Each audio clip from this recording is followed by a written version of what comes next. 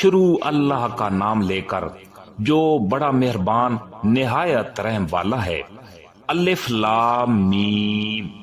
یہ کتاب ایسی ہے کہ اس میں کوئی شک نہیں، یہ ہدایت ہے ان ڈر رکھنے والوں کے لیے جو بن دیکھی چیزوں پر ایمان لاتے ہیں اور نماز قائم کرتے ہیں، اور جو کچھ ہم نے انہیں دیا اس میں سے اللہ کی خوشنودی کے کاموں میں خرچ کرتے ہیں، اور جو اس وحی پر بھی ایمان لاتے ہیں جو آپ صلی اللہ علیہ وآلہ وسلم پر اتاری گئی، اور اس پر بھی جو آپ سے پہلے اتاری گئی، اور آخرت پر وہ مکمل یقین رکھتے ہیں۔ یہ ہیں وہ لوگ جو اپنے پروردگار کی طرف سے صحیح راستے پر ہیں، اور یہی وہ لوگ ہیں جو فلاح پانے والے ہیں۔ بے شک وہ لوگ جنہوں نے کفر اپنا لیا ہے ان کے حق میں دونوں باتیں برابر ہیں، چاہے آپ ان کو ڈرائیں یا نہ ڈرائیں، وہ ایمان نہیں لائیں گے۔ اللہ نے ان کے دلوں پر اور ان کے کانوں پر مہر لگا دی ہے، اور ان کی آنکھوں پر پردہ پڑا ہوا ہے، اور ان کے لیے زبردست عذاب ہے۔ کچھ لوگ وہ ہیں جو کہتے ہیں کہ ہم اللہ اور یوم آخرت پر ایمان لے آئے، حالانکہ وہ حقیقت میں مومن نہیں ہیں۔ وہ اللہ کو اور ان لوگوں کو جو واقعی ایمان لا چکے ہیں دھوکہ دیتے ہیں۔ حقیقت تو یہ ہے کہ وہ اپنے سوا کسی اور کو دھوکہ نہیں دے رہے، لیکن انہیں اس بات کا احساس نہیں ہے۔ ان کے دلوں میں روگ ہے، چنانچہ اللہ نے ان کے روگ میں اور اضافہ کر دیا ہے، اور ان کے لیے دردناک سزا تیار ہے، کیونکہ وہ جھوٹ بولا کرتے تھے۔ اور جب ان سے کہا جاتا ہے کہ تم زمین میں فساد نہ مچاؤ تو وہ کہتے ہیں کہ ہم تو اصلاح کرنے والے ہیں۔ یاد رکھو، یہی لوگ فساد پھیلانے والے ہیں، لیکن انہیں اس بات کا احساس نہیں۔ اور جب ان سے کہا جاتا ہے کہ تم بھی اسی طرح ایمان لے آؤ جیسے دوسرے لوگ ایمان لائے ہیں، تو وہ کہتے ہیں کہ کیا ہم بھی اسی طرح ایمان لے آئیں جیسے بے وقوف لوگ ایمان لائے ہیں۔ خوب اچھی طرح سن لو کہ یہی لوگ بے وقوف ہیں، لیکن یہ بات نہیں جانتے۔ اور جب یہ ان لوگوں سے ملتے ہیں جو ایمان لا چکے ہیں تو کہتے ہیں کہ ہم بھی ایمان لے آئے، اور جب یہ اپنے شیطانوں کے پاس تنہائی میں جاتے ہیں تو کہتے ہیں کہ ہم تمہارے ساتھ ہیں، ہم تو مذاق کر رہے تھے۔ اللہ ان سے مذاق کا معاملہ کرتا ہے اور انہیں ایسی ڈھیل دیتا ہے کہ وہ اپنی سرکشی میں بھٹکتے رہیں۔ یہ وہ لوگ ہیں جنہوں نے ہدایت کے بدلے گمراہی خرید لی ہے، لہذا نہ ان کی تجارت میں نفع ہوا اور نہ انہیں صحیح راستہ نصیب ہوا۔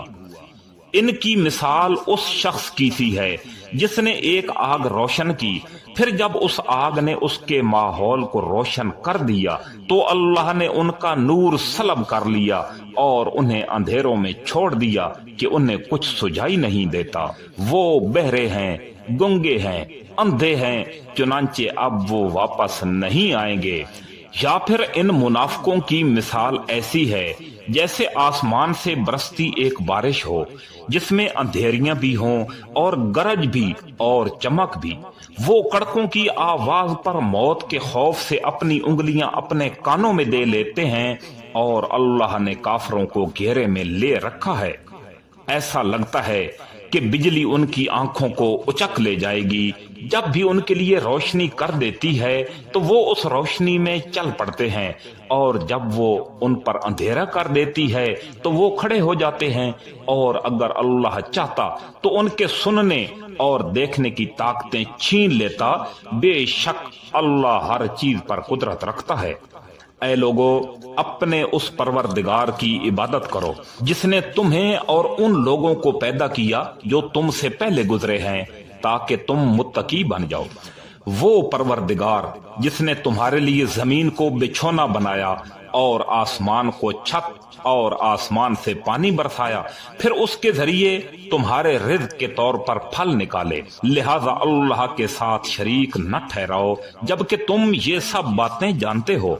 اور اگر تم اس قرآن کے بارے میں ذرا برابر بھی شک میں ہو جو ہم نے اپنے بندے محمد صلی اللہ علیہ وآلہ وسلم پر اتارا ہے، تو اس جیسی کوئی ایک صورت ہی بنا لاؤ اور اگر سچے ہو تو اللہ کے سوا اپنے تمام مددگاروں کو بھی بلا لو، پھر بھی اگر تم یہ کام نہ کر سکو اور یقیناً کبھی نہیں کر سکو گے تو ڈرو اس آگ سے جس کا ایندھن انسان اور پتھر ہوں گے، وہ کافروں کے لیے تیار کی گئی ہے۔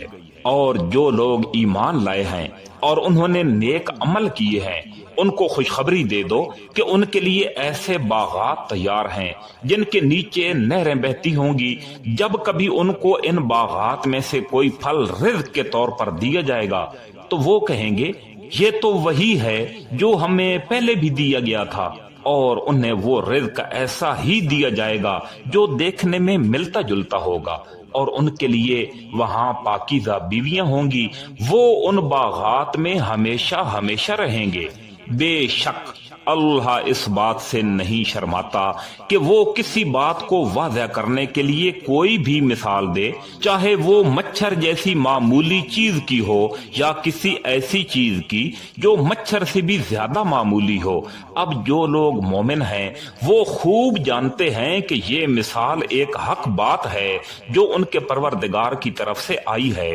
البتہ جو لوگ کافر ہیں وہ یہی کہتے ہیں کہ بھلا اس حقیر مثال سے اللہ تعالیٰ کا کیا مطلب ہے۔ اس طرح اللہ اس مثال سے بہت سے لوگوں کو گمراہی میں مبتلا کر دیتا ہے اور بہت سارے لوگوں کو ہدایت دیتا ہے، مگر وہ گمراہ انہی کو کرتا ہے جو نافرمان ہے۔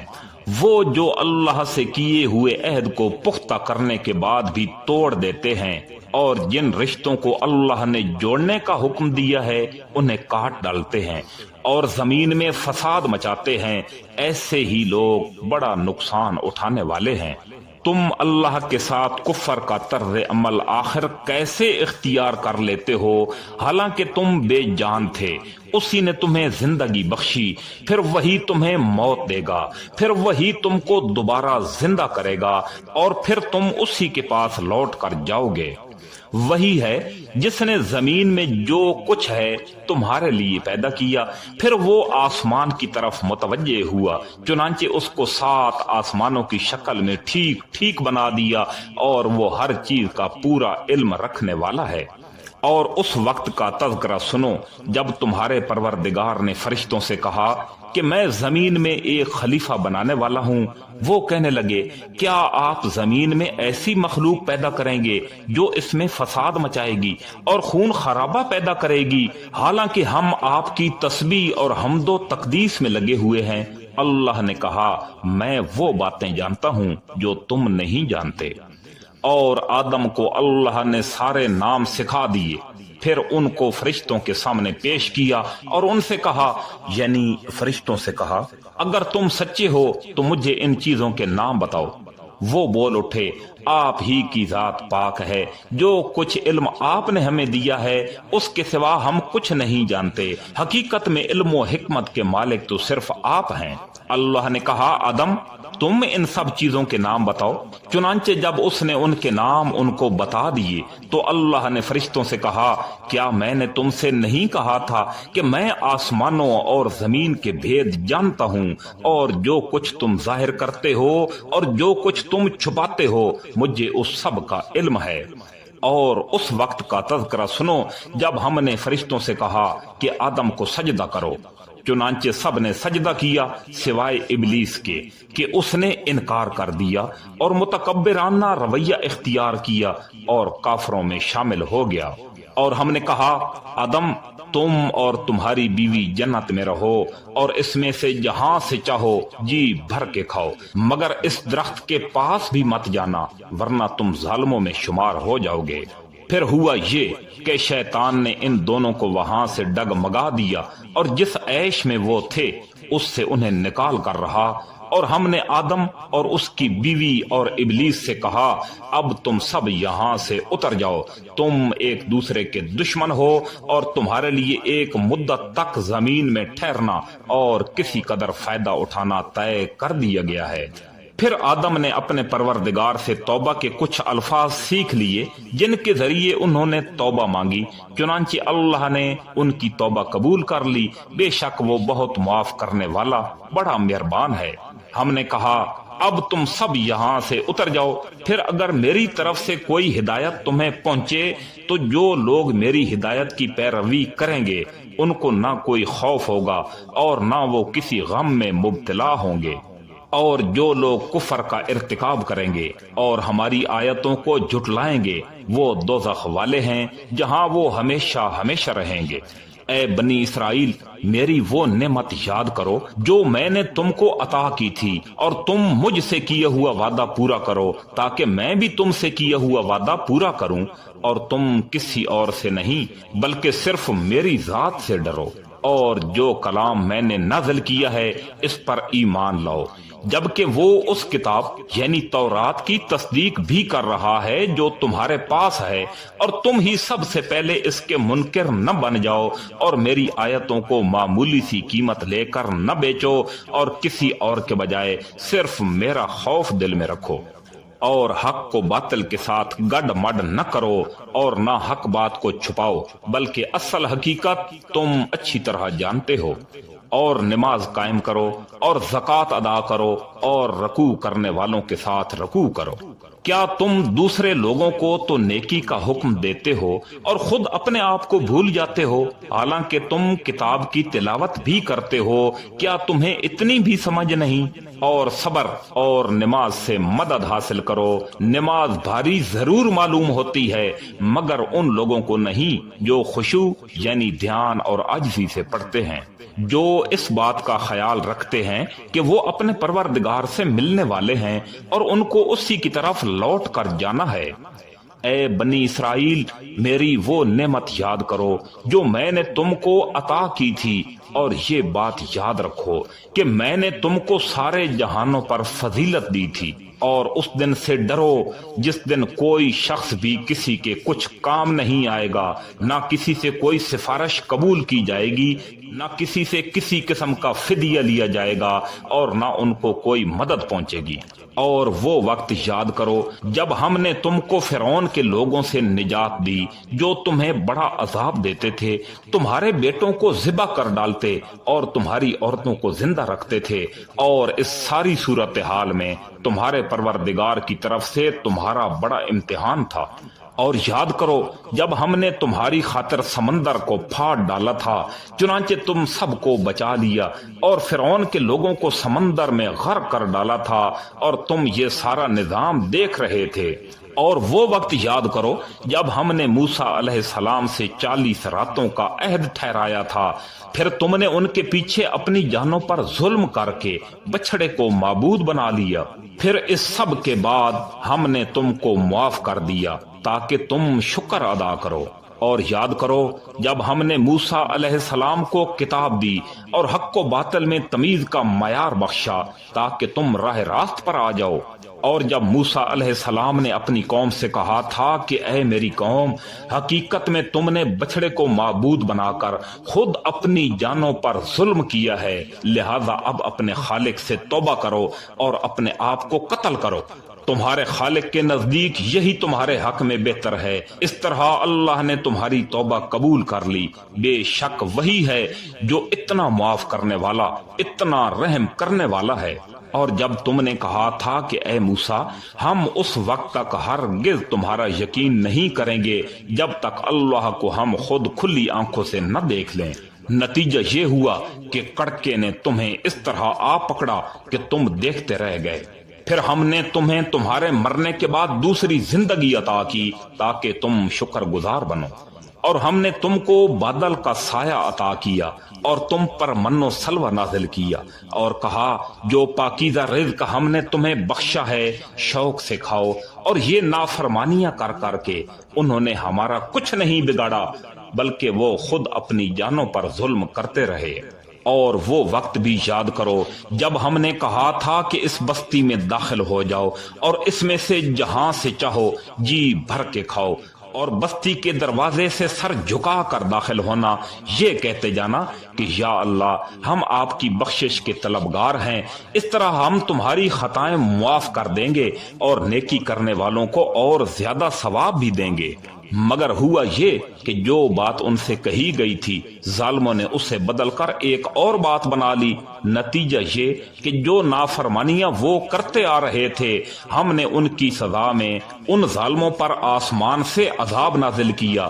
اور وہ وقت بھی یاد کرو جب موسیٰ علیہ السلام نے اپنی قوم کے لیے پانی مانگا تو ہم نے کہا اپنی لاٹھی پتھر پر مارو، چنانچہ اس پتھر سے 12 چشمے پھوٹ نکلے، ہر ایک قبیلے نے اپنے پانی لینے کی جگہ معلوم کر لی۔ ہم نے کہا اللہ کا دیا ہوا رزق کھاؤ اور زمین میں فساد نہ مچاتے پھرنا۔ اور وہ وقت بھی یاد کرو جب تم نے کہا تھا کہ اے موسیٰ ہم ایک ہی کھانے پر صبر نہیں کر سکتے، لہذا اپنے پروردگار سے مانگیے کہ وہ ہمارے لیے کچھ اور چیزیں پیدا کر دے جو زمین اگایا کرتی ہے، یعنی زمین کی ترکاریاں، اس کی ککڑیاں، اس کی گندم، اس کی دالیں اور اس کے پیاز۔ موسیٰ علیہ السلام نے کہا جو غذا بہتر تھی، کیا تم اس کو ایسی چیزوں سے بدلنا چاہتے ہو جو گھٹیا درجے کی ہیں؟ خیر، ایک شہر میں جا اترو تو وہاں تمہیں وہ تمام چیزیں مل جائیں گی جو تم نے مانگی ہیں، اور ان یہودیوں پر ذلت اور بے کسی کا ٹھپا لگا دیا گیا ہے اور وہ اللہ تعالیٰ کا غضب لے کر لوٹے۔ یہ سب اس لیے ہوا کہ وہ اللہ کی آیتوں کا انکار کرتے تھے اور پیغمبروں کو ناحق قتل کر دیتے تھے۔ یہ سب اس لیے ہوا کہ انہوں نے نافرمانی کی اور وہ بے حد زیادتیاں کرتے تھے۔ حق تو یہ ہے کہ جو لوگ بھی خواہ وہ مسلمان ہوں یا یہودی یا نصرانی یا صابی اللہ اور آخرت کے دن پر ایمان لے آئیں گے اور نیک عمل کریں گے، وہ اللہ کے پاس اپنے اجر کے مستحق ہوں گے اور ان کو نہ کوئی خوف ہوگا نہ وہ کسی غم میں مبتلا ہوں گے۔ اور وہ وقت یاد کرو جب ہم نے تم سے تورات پر عمل کرنے کا عہد لیا تھا اور کوہ طور کو تمہارے سروں پر اٹھا کھڑا کیا تھا کہ جو کتاب ہم نے تمہیں دی ہے اس کو مضبوطی سے تھامو اور اس میں جو کچھ لکھا ہے اس کو یاد رکھو تاکہ تمہیں تقوی نصیب ہو۔ اس سب کے باوجود تم دوبارہ راہ راست سے پھر گئے، چنانچہ اگر اللہ کا فضل اور رحمت تم پر نہ ہوتی تو تم ضرور سخت نقصان اٹھانے والوں میں شامل ہو جاتے۔ اور تم اپنے لوگوں کو اچھی طرح جانتے ہو جو زیادتی کے معاملے میں حد سے گزر چکے ہیں، چنانچہ ہم نے ان سے کہا تھا کہ تم دھتکارے ہوئے بندر بن جاؤ۔ پھر ہم نے اس واقعے کو ایک زمانے کے لیے اور اس کے بعد کے لوگوں کے لیے عبرت اور ڈرنے والوں کے لیے نصیحت کا سامان بنا دیا۔ اور وہ وقت یاد کرو جب موسیٰ علیہ السلام نے اپنی قوم سے کہا تھا کہ اللہ تمہیں حکم دیتا ہے کہ تم ایک گائے ذبح کرو۔ وہ کہنے لگے کیا آپ ہمارا مذاق بناتے ہیں؟ موسیٰ علیہ السلام نے کہا میں اس بات سے اللہ کی پناہ چاہتا ہوں کہ میں ایسے نادانوں میں شامل ہوں جو مذاق میں جھوٹ بولیں۔ انہوں نے کہا کہ آپ ہماری خاطر اپنے اللہ سے جا کر درخواست کیجئے کہ ہمیں صاف صاف بتائے کہ وہ گائے کیسی ہو۔ اس نے کہا اللہ فرماتا ہے کہ وہ ایسی گائے ہو جو نہ بوڑھی ہو نہ بالکل بچی ہو بلکہ ان دونوں کے بیچوں بیچ میں سے ہو، پس اب جو حکم تمہیں دیا گیا ہے اس پر عمل کرو۔ کہنے لگے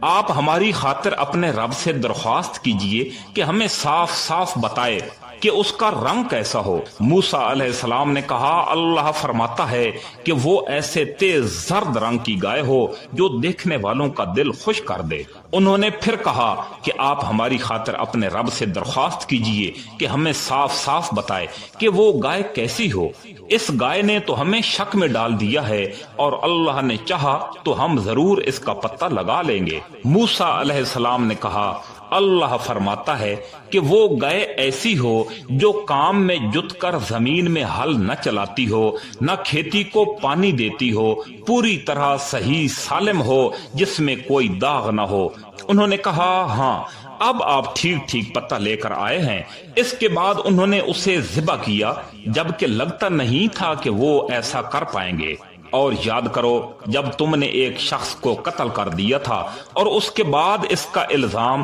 ایک دوسرے پر ڈال رہے تھے اور اللہ کو وہ راز عیاں کرنا مقصود تھا جو تم چھپائے ہوئے تھے۔ چنانچہ ہم نے کہا کہ اس مقتول کو اس گائے کے ایک حصے سے مارو इसी तरह अल्लाह मुर्दों को जिंदा करता है और तुम्हें अपनी कुदरत की निशानियां दिखाता है ताकि तुम समझदार बन जाओ। इस सब के बाद तुम्हारे दिल फिर सख्त हो गए, यहाँ तक कि वो ऐसे हो गए जैसे पत्थर, बल्कि सख्ती में कुछ इससे भी ज्यादा, क्योंकि पत्थरों में से कुछ ऐसे भी होते हैं जिनसे नहरें फूट पड़ती हैं, और इन्हीं में से कुछ ऐसे होते हैं जो खुद ही फट पड़ते हैं और उनसे पानी निकल आता है, और इन्हीं में वो पत्थर भी हैं जो अल्लाह के खौफ से लड़क जाते हैं, और इसके बरखिलाफ जो कुछ तुम कर रहे हो अल्लाह उससे बेखबर नहीं है। मुसलमानों, क्या अब भी तुम्हें ये लालच है कि ये लोग तुम्हारे कहने से ईमान ले आएंगे? हालांकि इनमें से एक गिरोह के लोग अल्लाह का कलाम सुनते थे, फिर उसको अच्छी तरह समझने के बाद भी जानते बूझते इसकी तहरीफ कर डालते थे।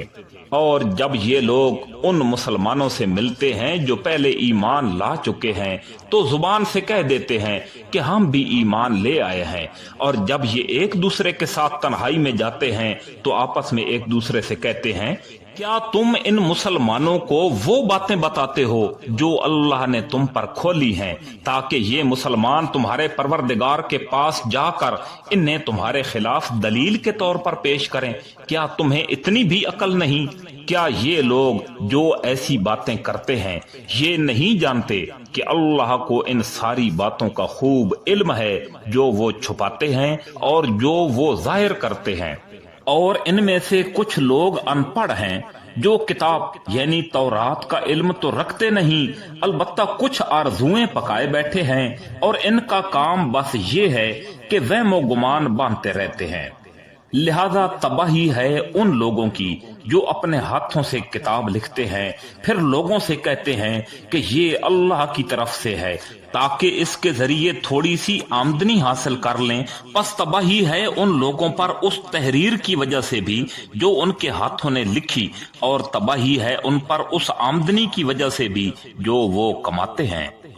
और यहूदियों ने कहा है कि हमें गिनती के चंद दिनों के अलावा आग हरगिज नहीं छुएगी। आप इनसे कह दीजिए कि क्या तुमने अल्लाह की तरफ से कोई अहद ले रखा है जिसकी बिना पर वो अपने अहद की खिलाफ वर्जी नहीं कर सकता, या तुम अल्लाह के जिम्मे वो बात लगा रहे हो जिसका तुम्हें कुछ इल्म नहीं? आग तुम्हें क्यों नहीं छुएगी? जो लोग भी बुरे काम करते हैं उनके बुरे काम उन्हें घेर लेते हैं, तो ऐसे लोग ही दोज़ख के बासी हैं, वो हमेशा उसमें रहेंगे। और जो लोग ईमान लाते हैं और नेक अमल करते हैं तो वो जन्नत के बासी हैं, और वो हमेशा उसी में रहेंगे।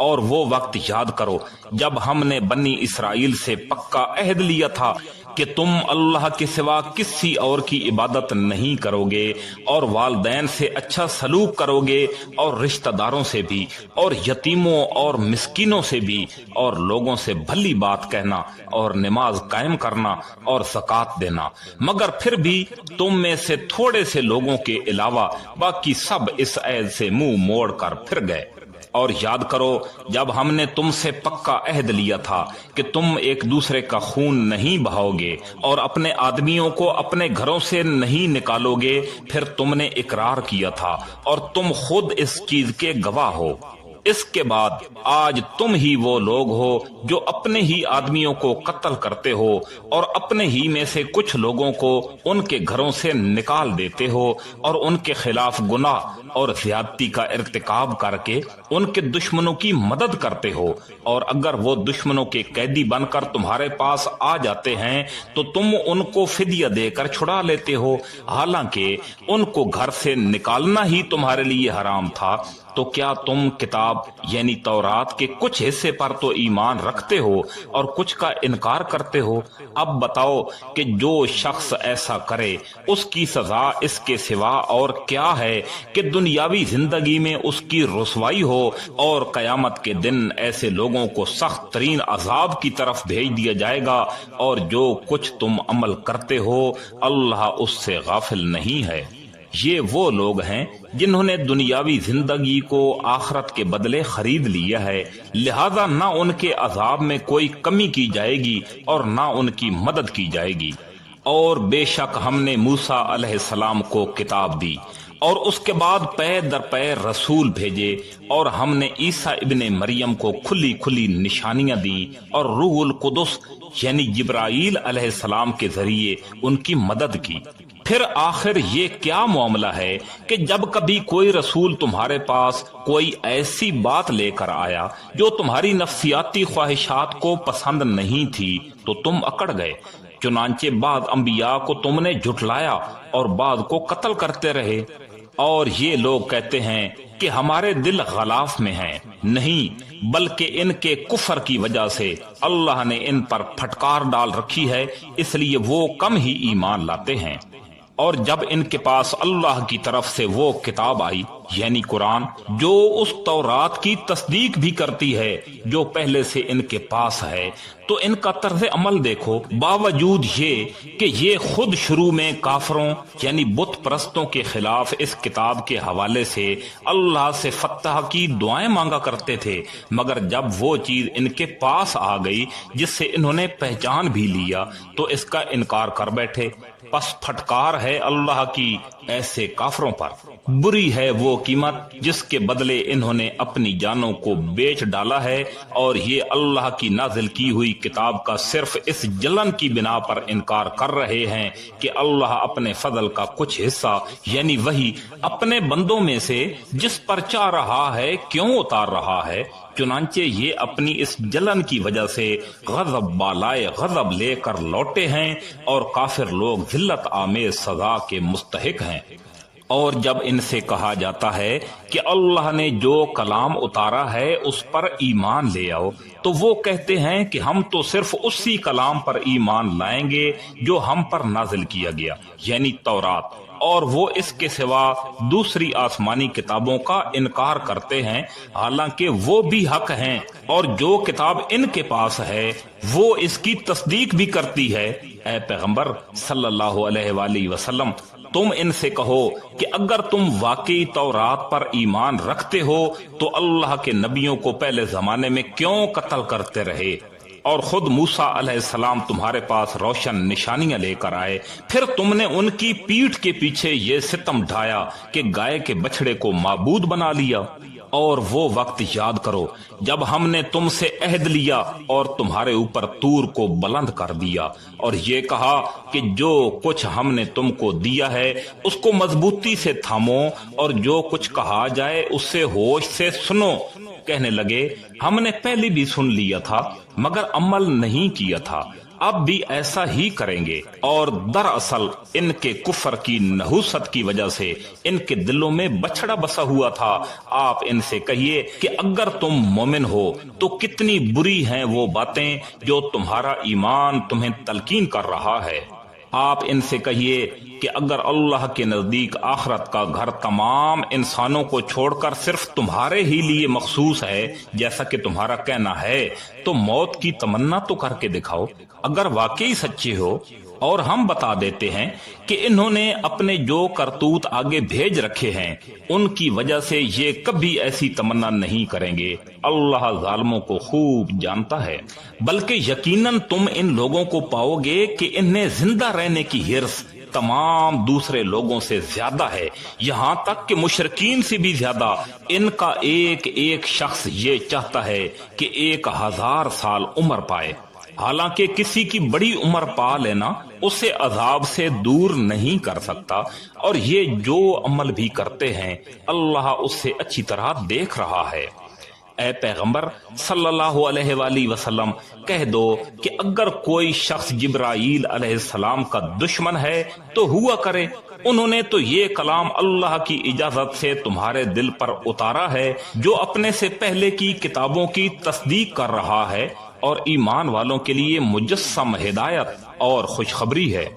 اگر کوئی شخص اللہ کا، اس کے فرشتوں کا اور رسولوں کا اور جبرائیل علیہ السلام اور میکائیل علیہ السلام کا دشمن ہے تو وہ سن رکھے کہ اللہ کافروں کا دشمن ہے، اور بے شک ہم نے آپ پر ایسی آیتیں اتاری ہیں جو حق کو آشکارا کرنے والی ہیں، اور ان کا انکار وہی لوگ کرتے ہیں جو نافرمان ہیں۔ یہ آخر کیا معاملہ ہے کہ ان لوگوں نے جب کوئی عہد کیا ان کے پاس ایک گروہ نے اسے ہمیشہ توڑ پھینکا، کہ ان میں سے اکثر لوگ ایمان لاتے ہی نہیں۔ اور جب ان کے پاس اللہ کی طرف سے ایک رسول آئے جو اس تورات کی تصدیق کر رہے تھے جو ان کے پاس ہے، تو اہل کتاب میں سے ایک گروہ نے اللہ کی کتاب تورات و انجیل کو اس طرح پس پشت ڈال دیا گویا وہ کچھ جانتے ہی نہیں تھے کہ اس میں نبی آخر الزمان صلی اللہ علیہ وآلہ وسلم کے بارے میں کیا ہدایات دی گئی تھیں۔ اور یہ بنی اسرائیل ان منتروں کے پیچھے لگ گئے جو سلیمان علیہ السلام کی سلطنت کے زمانے میں شیاطین پڑھا کرتے تھے، اور سلیمان علیہ السلام نے کوئی کفر نہیں کیا تھا، البتہ شیاطین لوگوں کو جادو کی تعلیم دے کر کفر کا ارتکاب کرتے تھے۔ نیز یہ بنی اسرائیل اس چیز کے پیچھے لگ گئے جو شہر بابل میں ہاروت اور ماروت نامی دو فرشتوں پر نازل کی گئی تھی۔ یہ دو فرشتے کسی کو اس وقت تک کوئی تعلیم نہیں دیتے تھے جب تک اس سے یہ نہ کہہ دیں کہ ہم محض آزمائش کے لیے بھیجے گئے ہیں، لہذا تم جادو کے پیچھے لگ کر کفر اختیار نہ کرنا۔ پھر بھی یہ لوگ ان سے وہ چیزیں سیکھتے تھے جس کے ذریعے مرد اور اس کی بیوی میں جدائی پیدا کر دیں۔ ویسے یہ واضح رہے کہ وہ اس کے ذریعے کسی کو اللہ کی مشیت کے بغیر کوئی نقصان نہیں پہنچا سکتے تھے، مگر وہ ایسی باتیں سیکھتے تھے جو ان کے لیے نقصان دہ تھیں اور فائدہ مند نہ تھیں، اور وہ یہ بھی خوب جانتے تھے کہ جو شخص ان چیزوں کا خریدار بنے گا آخرت میں اس کا کوئی حصہ نہیں ہوگا، اور حقیقت یہ ہے کہ وہ چیز بہت بری تھی جس کے بدلے انہوں نے اپنی جانیں بیچ ڈالی۔ کاش کہ ان کو اس بات کا حقیقی علم ہوتا۔ اور اس کے برعکس اگر وہ ایمان اور تقوی اختیار کرتے تو اللہ کے پاس سے ملنے والا ثواب یقیناً کہیں زیادہ بہتر ہوتا۔ کاش کہ ان کو اس بات کا بھی حقیقی علم ہوتا۔ ایمان والو، رسول اللہ صلی اللہ علیہ وآلہ وسلم سے مخاطب ہو کر رانا نہ کہا کرو، اور انظرنا کہہ دیا کرو، اور سنا کرو، اور کافروں کے لیے دردناک عذاب ہے۔ کافر لوگ خواہ اہل کتاب میں سے ہوں یا مشرکین میں سے یہ پسند نہیں کرتے کہ تمہارے پروردگار کی طرف سے کوئی بھلائی تم پر نازل ہو، حالانکہ اللہ جس کو چاہتا ہے اپنی رحمت کے لیے مخصوص فرما لیتا ہے، اور اللہ فضل عظیم کا مالک ہے۔ ہم جب بھی کوئی آیت منسوخ کرتے ہیں یا اسے بھلا دیتے ہیں تو اس سے بہتر یا اس جیسی آیت لے آتے ہیں۔ کیا تمہیں یہ معلوم نہیں کہ اللہ ہر چیز پر قدرت رکھتا ہے؟ کیا تمہیں یہ معلوم نہیں کہ اللہ وہ ذات ہے کہ آسمانوں اور زمین کی سلطنت تنہا اسی کی ہے، اور اللہ کے سوا نہ کوئی تمہارا رکھوالا ہے نہ کوئی مددگار؟ کیا تم یہ چاہتے ہو کہ اپنے رسول صلی اللہ علیہ وآلہ وسلم سے اسی قسم کے سوال کرو جیسے پہلے موسیٰ علیہ السلام سے کیے جا چکے ہیں؟ اور جو شخص ایمان کے بدلے کفر اختیار کرے وہ یقیناً سیدھے راستے سے بھٹک گیا۔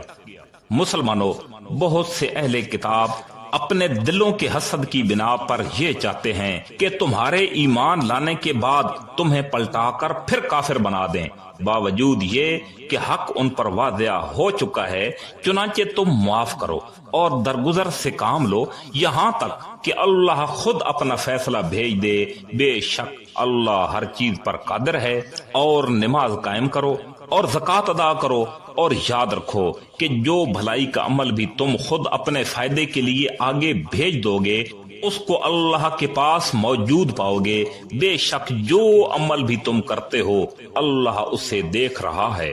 اور یہ یعنی یہودی اور عیسائی کہتے ہیں کہ جنت میں سوائے یہودیوں اور عیسائیوں کے کوئی بھی ہرگز داخل نہیں ہوگا۔ یہ محض ان کی آرزویں ہیں۔ آپ ان سے کہیے کہ اگر تم اپنے اس دعوے میں سچے ہو تو اپنی کوئی دلیل لے کر آؤ۔ کیوں نہیں؟ قاعدہ یہ ہے کہ جو شخص بھی اپنا رخ اللہ کے آگے جھکا دے اور وہ نیک عمل کرنے والا ہو اس سے اپنا اجر اپنے پروردگار کے پاس سے ملے گا، اور ایسے لوگوں کو نہ کوئی خوف ہوگا اور نہ وہ غمگین ہوں گے۔ اور یہودی کہتے ہیں کہ عیسائیوں کے مذہب کی کوئی بنیاد نہیں، اور عیسائی کہتے ہیں کہ یہودیوں کے مذہب کی کوئی بنیاد نہیں، حالانکہ یہ سب آسمانی کتاب پڑھتے ہیں۔ اسی طرح وہ مشرکین جن کے پاس کوئی آسمانی علم سرے سے ہے ہی نہیں، انہوں نے بھی ان اہل کتاب کی جیسے باتیں کہنا شروع کر دی ہیں۔ چنانچہ اللہ ہی قیامت کے دن ان کے درمیان ان باتوں کا فیصلہ کرے گا جن میں یہ اختلاف کرتے رہے ہیں۔ اور اس شخص سے بڑا ظالم کون ہوگا جو اللہ کی مسجدوں پر اس بات کی بندش لگا دے کہ ان میں اللہ کا نام لیا جائے اور ان کو ویران کرنے کی کوشش کرے۔ ایسے لوگوں کو یہ حق نہیں پہنچتا کہ وہ ان مسجدوں میں داخل ہوں مگر ڈرتے ہوئے۔ ایسے لوگوں کے لیے دنیا میں رسوائی ہے اور انہی کو آخرت میں زبردست عذاب ہوگا۔ اور مشرق و مغرب سب اللہ ہی کے ہیں، لہذا جس طرف بھی تم رخ کرو گے وہیں اللہ کا رخ ہے۔ بے شک اللہ بہت وسعت والا بڑا علم رکھنے والا ہے۔ یہ لوگ کہتے ہیں کہ اللہ نے کوئی بیٹا بنایا ہوا ہے، حالانکہ اس کی ذات اس قسم کی چیزوں سے مکمل پاک ہے، بلکہ آسمانوں اور زمین میں جو کچھ ہے اسی کا ہے، سب کے سب اس کے فرما بردار ہیں۔ وہ آسمانوں اور زمین کو بنانے والا ہے، اور جب وہ کسی بات کا فیصلہ کرتا ہے تو اس کے بارے میں بس اتنا کہتا ہے کہ ہو جا، چنانچہ وہ ہو جاتی ہے۔ اور جو لوگ علم نہیں رکھتے وہ کہتے ہیں کہ اللہ ہم سے براہ راست کیوں بات نہیں کرتا، یا ہمارے پاس کوئی نشانی کیوں نہیں آتی۔ جو لوگ ان سے پہلے گزرے ہیں وہ بھی اسی طرح کی باتیں کہتے تھے جیسے یہ کہہ رہے ہیں۔ ان سب کے دل ایک جیسے ہیں۔ حقیقت یہ ہے کہ جو لوگ یقین کرنا چاہیں ان کے لیے ہم نشانیاں پہلے ہی واضح کر چکے ہیں۔ اے پیغمبر صلی اللہ علیہ وآلہ وسلم، بے شک ہم نے تم کو حق دے کر اس طرح بھیجا ہے کہ تم جنت کی خوشخبری دو اور جہنم سے ڈراؤ، اور جو لوگ اپنی مرضی سے جہنم کا راستہ اختیار کر چکے ہیں ان کے بارے میں آپ سے کوئی باز پرس نہیں ہوگی۔ اور یہود و نصارہ تم سے اس وقت تک ہرگز راضی نہیں ہوں گے جب تک تم ان کے مذہب کی پیروی نہیں کرو گے۔ کہہ دو کہ حقیقی ہدایت تو اللہ ہی کی ہدایت ہے، اور تمہارے پاس وحی کے ذریعے جو علم آیا ہے، اگر کہیں تم نے اس کے بعد بھی ان لوگوں کی خواہشات کی پیروی کر لی تو تمہیں اللہ سے بچانے کے لیے نہ کوئی حمایتی ملے گا نہ کوئی مددگار ملے گا۔ جن لوگوں کو ہم نے کتاب دی جبکہ وہ اس کی تلاوت اس طرح کرتے ہیں جیسا اس کی تلاوت کا حق ہے، تو وہ لوگ ہی در حقیقت اس پر ایمان رکھتے ہیں، اور جو اس کا انکار کرتے ہیں تو ایسے لوگ ہی نقصان اٹھانے والے ہیں۔ اے بنی اسرائیل، میری وہ نعمت یاد کرو جو میں نے تم کو عطا کی تھی، اور یہ بات بھی یاد کرو کہ میں نے تم کو سارے جہانوں پر فضیلت دی تھی۔ اور اس دن سے ڈرو جس دن کوئی شخص بھی کسی کے کچھ کام نہیں آئے گا، نہ کسی سے کسی قسم کا فدیہ قبول کیا جائے گا، نہ اس کو کوئی سفارش فائدہ دے گی اور نہ اس کو کوئی مدد پہنچے گی۔ اور وہ وقت یاد کرو جب ابراہیم علیہ السلام کو ان کے پروردگار نے کئی باتوں سے آزمایا اور انہوں نے وہ ساری باتیں کی۔ اللہ نے ان سے کہا، میں تمہیں تمام انسانوں کا پیشوا بنانے والا ہوں۔ ابراہیم علیہ السلام نے پوچھا، اور میری اولاد میں سے؟ اللہ نے فرمایا، میرا آپ سے یہ وعدہ ہے مگر اس عہد کے اندر ظالم لوگ شامل نہیں ہیں۔ اور وہ وقت یاد کرو جب ہم نے بیت اللہ کو لوگوں کے لیے ایسی جگہ بنایا جس کی طرف وہ لوٹ لوٹ کر جائیں، اور جو سراپا امن ہو، اور تم مقام ابراہیم کو نماز پڑھنے کی جگہ بنا لو۔ اور ہم نے ابراہیم علیہ السلام اور اسماعیل علیہ السلام کو یہ تاکید کی کہ تم دونوں میرے گھر کو ان لوگوں کے لیے پاک کرو جو یہاں طواف کریں اور اعتکاف میں بیٹھیں اور رکوع اور سجدہ بجا لائیں۔ اور وہ وقت بھی یاد کرو جب ابراہیم علیہ السلام نے کہا تھا کہ اے میرے پروردگار اس کو ایک پرامن شہر بنا دیجئے اور اس کے باشندوں میں سے جو اللہ اور یوم آخرت پر ایمان لائیں انہیں قسم قسم کے پھلوں سے رزق عطا فرمائیے۔ اللہ تعالی نے فرمایا اور جو کفر اختیار کرے گا اس کو بھی میں کچھ عرصے کے لیے لطف اٹھانے کا موقع دوں گا مگر پھر اسے دوزخ کے عذاب کی طرف کھینچ کر لے جاؤں گا اور وہ بدترین ٹھکانہ ہے۔ اور اس وقت کا تصور کرو جب ابراہیم علیہ السلام بیت اللہ کی بنیادیں اٹھا رہے تھے اور اسماعیل علیہ السلام بھی ان کے ساتھ شریک تھے اور دونوں یہ کہتے جاتے تھے کہ اے ہمارے پروردگار ہم سے یہ خدمت قبول فرما لیجئے، بے شک تو اور صرف تو ہی ہے جو ہر ایک کی سننے والا ہر ایک کو جاننے والا ہے۔ اے ہمارے پروردگار ہم دونوں کو اپنا مکمل فرما بردار بنا لیجئے اور ہماری نسل سے بھی ایسی امت پیدا کر جو مکمل طور پر تیری تابع فرما ہو اور ہم کو ہماری عبادتوں کے طریقے سکھا دے اور ہماری توبہ قبول کر لے، بے شک تو اور صرف تو ہی معاف کر دینے کا خواہش مند اور بڑی رحمت کا مالک ہے۔ اور ہمارے پروردگار ان میں ایک ایسا رسول بھی بھیجنا جو انہی میں سے ہو جو ان کے سامنے تیری آیتوں کی تلاوت کرے، انہیں کتاب اور حکمت کی تعلیم دے اور ان کو پاکیزہ بنائے۔ بے شک تیری اور صرف تیری ذات وہ ذات ہے جس کا اقتدار بھی کامل ہے، جس کی حکمت بھی کامل ہے۔ اور کون ہے جو ابراہیم علیہ السلام کے طریقے سے انحراف کرے سوائے اس شخص کے جو خود اپنے آپ کو حماقت میں مبتلا کر چکا ہو؟ حقیقت تو یہ ہے کہ ہم نے دنیا میں انہیں اپنے لیے چن لیا تھا اور آخرت میں ان کا شمار صالحین میں ہوگا۔ جب ان کے پروردگار نے ان سے کہا کہ سر تسلیم خم کر دو تو وہ فوراً بولے میں نے رب العالمین کے ہر حکم کے آگے سر جھکا دیا۔ اور اسی بات کی ابراہیم علیہ السلام نے اپنے بیٹوں کو بھی وصیت کی اور یعقوب علیہ السلام نے بھی اپنے بیٹوں کو کہ اے میرے بیٹو اللہ نے یہ دین تمہارے لیے منتخب فرما لیا ہے، لہذا تمہیں موت بھی آئے تو اس حالت میں آئے کہ تم مسلمان ہو۔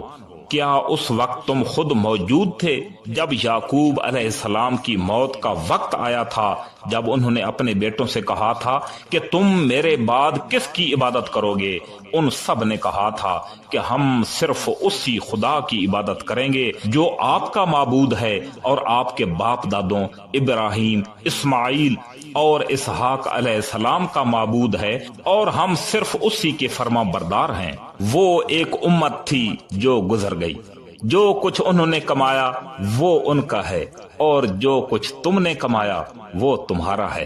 اور تم سے یہ نہیں پوچھا جائے گا کہ وہ کیا عمل کرتے تھے۔ اور یہ یہودی اور عیسائی مسلمانوں سے کہتے ہیں کہ تم یہودی اور عیسائی ہو جاؤ، راہ راست پر آ جاؤ گے۔ کہہ دو کہ نہیں، بلکہ ہم تو ابراہیم علیہ السلام کے دین کی پیروی کریں گے جو ٹھیک ٹھیک سیدھے راستے پر تھے، اور وہ ان لوگوں میں سے نہیں تھے جو اللہ کے ساتھ کسی کو شریک ٹھہراتے ہیں۔ مسلمانوں کہہ دو کہ ہم اللہ پر ایمان لائے ہیں اور اس کلام پر بھی جو ہم پر اتارا گیا، اور اس پر بھی جو ابراہیم، اسماعیل، اسحاق، یعقوب علیہ السلام اور ان کی اولاد پر اتارا گیا، اور اس پر بھی جو موسیٰ اور عیسیٰ علیہ السلام کو دیا گیا، اور اس پر بھی جو دوسرے پیغمبروں کو ان کے پروردگار کی طرف سے عطا ہوا۔ ہم ان تمام پیغمبروں کے درمیان کوئی تفریق نہیں کرتے، اور ہم اسی ایک خدا کے تابع فرما ہیں۔ اس کے بعد اگر یہ لوگ بھی اسی طرح ایمان لے آئیں جیسے تم ایمان لے آئے ہو تو یہ رائے راست پر آ جائیں گے، اور اگر یہ منہ موڑ لیں تو در حقیقت وہ دشمنی میں پڑ گئے ہیں۔ اب اللہ تمہاری حمایت میں ان قریب ان سے نمٹ لے گا، اور وہ ہر بات سننے والا اور ہر بات جاننے والا ہے۔ اے مسلمانوں کہہ دو کہ ہم پر تو اللہ نے اپنا رنگ چڑھا دیا ہے۔ وہ کون ہے جو اللہ سے بہتر رنگ چڑھائے، اور ہم صرف اسی کی عبادت کرتے ہیں۔ کہہ دو کہ کیا تم ہم سے اللہ کے بارے میں حجت کرتے ہو، حالانکہ وہ ہمارا بھی پروردگار ہے اور تمہارا بھی پروردگار ہے۔ یہ اور بات ہے کہ ہمارے اعمال ہمارے لیے ہیں اور تمہارے اعمال تمہارے لیے، اور ہم نے تو اپنی بندگی اسی کے لیے خالص کر دی ہے۔ بھلا کیا تم یہ کہتے ہو کہ ابراہیم، اسماعیل، اسحاق، یعقوب علیہ السلام اور ان کی اولادیں یہودی اور نصرانی تھے؟ مسلمانوں، ان سے کہو کہ کیا تم زیادہ جانتے ہو یا اللہ زیادہ جانتا ہے؟ اور اس شخص سے بڑا ظالم کون ہوگا جو ایسی شہادت کو چھپائے جو اس کے پاس اللہ کی طرف سے پہنچی ہو، اور جو کچھ تم کرتے ہو اللہ اس سے بے خبر نہیں ہے۔ بہرحال وہ ایک امت تھی جو گزر گئی۔ جو کچھ انہوں نے کمایا وہ ان کا ہے، اور جو کچھ تم نے کمایا وہ تمہارا ہے، اور تم سے یہ نہیں پوچھا جائے گا کہ وہ کیا عمل کرتے تھے۔ اب یہ بے وقوف لوگ کہیں گے کہ آخر وہ کیا چیز ہے جس نے ان مسلمانوں کو قبلے سے رخ پھیرنے پر آمادہ کر دیا، جس کی طرف وہ منہ کرتے چلے آ رہے تھے؟ آپ کہہ دیجئے کہ مشرق اور مغرب سب اللہ ہی کے ہیں، وہ جس کو چاہتا ہے سیدھی راہ کی ہدایت کر دیتا ہے۔ اور مسلمانوں، اسی طرح تو ہم نے تم کو ایک معتدل امت بنایا ہے تاکہ تم دوسرے لوگوں پر گواہ بنو اور رسول تم پر گواہ بنے، اور جس قبلے پر تم پہلے کاربند تھے اس سے ہم نے کسی اور وجہ سے نہیں بلکہ صرف یہ دیکھنے کے لیے مقرر کیا تھا کہ کون رسول صلی اللہ علیہ وآلہ وسلم کا حکم مانتا ہے اور کون الٹے پاؤں پھر جاتا ہے۔ اور اس میں شک نہیں کہ یہ بات تھی بھی بڑی مشکل، لیکن ان لوگوں کے لیے ذرا بھی مشکل نہ ہوئی جن کو اللہ نے ہدایت دی تھی، اور اللہ تعالیٰ ایسا نہیں کہ تمہارے ایمان کو ضائع کر دے۔ در حقیقت اللہ لوگوں پر بڑا شفقت کرنے والا، بڑا مہربان ہے۔ اے پیغمبر صلی اللہ علیہ وآلہ وسلم، ہم تمہارے چہرے کو بار بار آسمان کی طرف اٹھتے ہوئے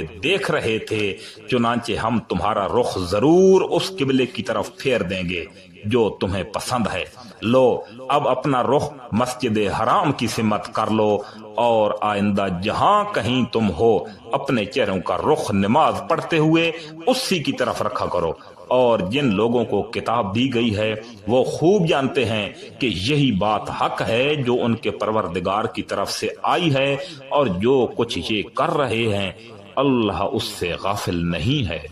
اور جن لوگوں کو کتاب دی گئی تھی اگر تم ان کے پاس ہر قسم کی نشانیاں لے آؤ تب بھی یہ تمہارے قبلے کی پیروی نہیں کریں گے، اور نہ تم ان کے قبلے پر عمل کرنے والے ہو، نہ یہ ایک دوسرے کے قبلے پر عمل کرنے والے ہیں۔ اور جو علم تمہارے پاس آ چکا ہے اس کے بعد اگر کہیں تم نے ان کی خواہشات کی پیروی کر لی تو اس صورت میں یقیناً تمہارا شمار ظالموں میں ہوگا۔ جن لوگوں کو ہم نے کتاب دی ہے وہ اس کو اتنی اچھی طرح پہچانتے ہیں جیسے اپنے بیٹوں کو پہچانتے ہیں، اور یقین جانو کہ اس میں سے کچھ لوگوں نے حق کو جان بوجھ کر چھپا رکھا ہے، اور حق وہی ہے جو تمہارے پروردگار کی طرف سے آ چکا ہے، لہذا شک کرنے والوں میں ہرگز شامل نہ ہو جانا۔ اور ہر گروہ کی ایک سمت ہے جس کی طرف وہ رخ کرتا ہے، لہذا تم نیک کاموں میں ایک دوسرے سے آگے بڑھنے کی کوشش کرو۔ تم جہاں بھی ہوگے اللہ تم سب کو اپنے پاس لے آئے گا، یقیناً اللہ ہر چیز پر قادر ہے۔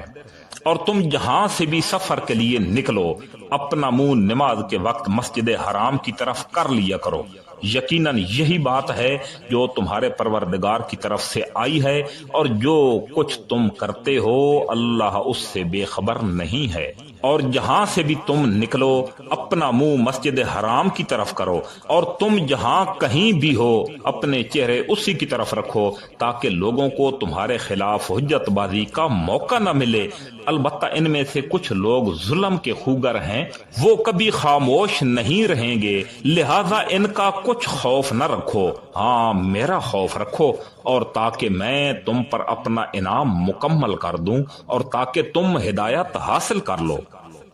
یہ انعام ایسا ہے جیسے ہم نے تمہارے درمیان تم ہی میں سے ایک رسول بھیجا جو تمہارے سامنے ہماری آیتوں کی تلاوت کرتا ہے اور تمہیں پاکیزہ بناتا ہے اور تمہیں کتاب اور حکمت کی تعلیم دیتا ہے اور تمہیں وہ باتیں سکھاتا ہے جو تم نہیں جانتے تھے، لہذا مجھے یاد کرو، میں تمہیں یاد کروں گا، اور میرا شکر ادا کرو اور میری ناشکری نہ کرو۔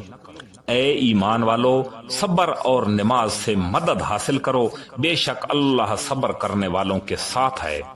اور جو لوگ اللہ کے راستے میں قتل ہو جائیں ان کو مردہ نہ کہو، دراصل وہ زندہ ہیں مگر تم کو ان کی زندگی کا احساس نہیں ہوتا۔ اور دیکھو، ہم تمہیں آزمائیں گے ضرور، کبھی خوف سے اور کبھی بھوک سے، کبھی جان و مال اور پھلوں میں کمی کر کے، اور جو لوگ ایسے حالات میں صبر سے کام لیں ان کو خوشخبری سنا دو۔ یہ وہ لوگ ہیں کہ جب ان کو کوئی مصیبت پہنچتی ہے تو یہ کہتے ہیں کہ ہم سب اللہ ہی کے ہیں اور ہم کو اللہ ہی کی طرف لوٹ کر جانا ہے۔ یہ وہ لوگ ہیں جن پر ان کے پروردگار کی طرف سے خصوصی عنایتیں ہیں اور رحمت ہے، اور یہی لوگ ہیں جو ہدایت پر ہیں۔ بے شک صفا اور مروہ اللہ کی نشانیوں میں سے ہیں، لہذا جو شخص بھی بیت اللہ کا حج کرے یا عمرہ کرے تو اس کے لیے اس بات میں کوئی گناہ نہیں ہے کہ وہ ان کے درمیان چکر لگائے، اور جو شخص خوشی سے کوئی اور بھلائی کا کام کرے تو اللہ یقیناً قدردان اور جاننے والا ہے۔ بے شک وہ لوگ جو ہماری نازل کی ہوئی روشن دلیلوں اور ہدایت کو چھپاتے ہیں، باوجود یہ کہ ہم انہیں کتاب میں کھول کھول کر لوگوں کے لیے بیان کر چکے ہیں، تو ایسے لوگوں پر اللہ بھی لعنت بھیجتا ہے اور دوسرے لعنت کرنے والے بھی لعنت بھیجتے ہیں۔ ہاں، وہ لوگ جنہوں نے توبہ کر لی ہو اور اپنی اصلاح کر لی ہو اور چھپائی ہوئی باتوں کو کھول کھول کر بیان کر دیا ہو، تو میں ایسے لوگوں کی توبہ قبول کر لیتا ہوں، اور میں توبہ قبول کرنے کا خواہش مند ہوں، بڑا رحمت والا ہوں۔ بے شک وہ لوگ جنہوں نے کفر اختیار کیا اور کافر ہونے کی حالت میں ہی مر گئے، ان پر اللہ کی اور فرشتوں کی اور سارے انسانوں کی لعنت ہے۔ وہ ہمیشہ اسی پھٹکار میں رہیں گے، نہ ان پر عذاب کو ہلکا کیا جائے گا اور نہ ان کو مہلت دی جائے گی۔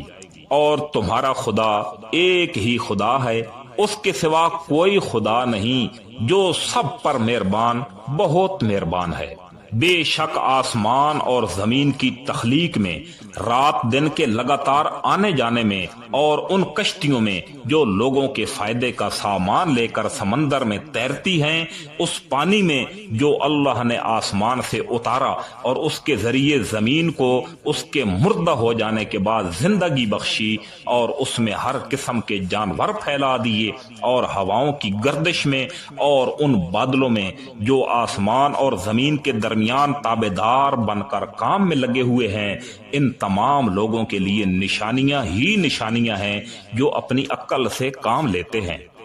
اور اس کے باوجود لوگوں میں کچھ وہ بھی ہیں جو اللہ کے علاوہ دوسروں کو اس کی خدائی میں اس طرح شریک قرار دیتے ہیں کہ ان سے ایسی محبت رکھتے ہیں جیسے اللہ کی محبت رکھنی چاہیے۔ اور جو لوگ ایمان لا چکے ہیں وہ اللہ ہی سے سب سے زیادہ محبت رکھتے ہیں، اور کاش کہ یہ ظالم جب دنیا میں کوئی تکلیف دیکھتے ہیں اسی وقت یہ سمجھ لیا کریں کہ تمام تر طاقت اللہ ہی کو حاصل ہے، اور یہ کہ اللہ کا عذاب آخرت میں اس وقت بڑا سخت ہوگا جب وہ پیشوا جن کے پیچھے یہ لوگ چلتے رہے ہیں اپنے پیروکاروں سے مکمل لا تلقی کا اعلان کریں گے، اور یہ سب لوگ عذاب کو اپنی آنکھوں کے سامنے دیکھ لیں گے، اور ان کے تمام باہمی رشتے کٹ کر رہ جائیں گے۔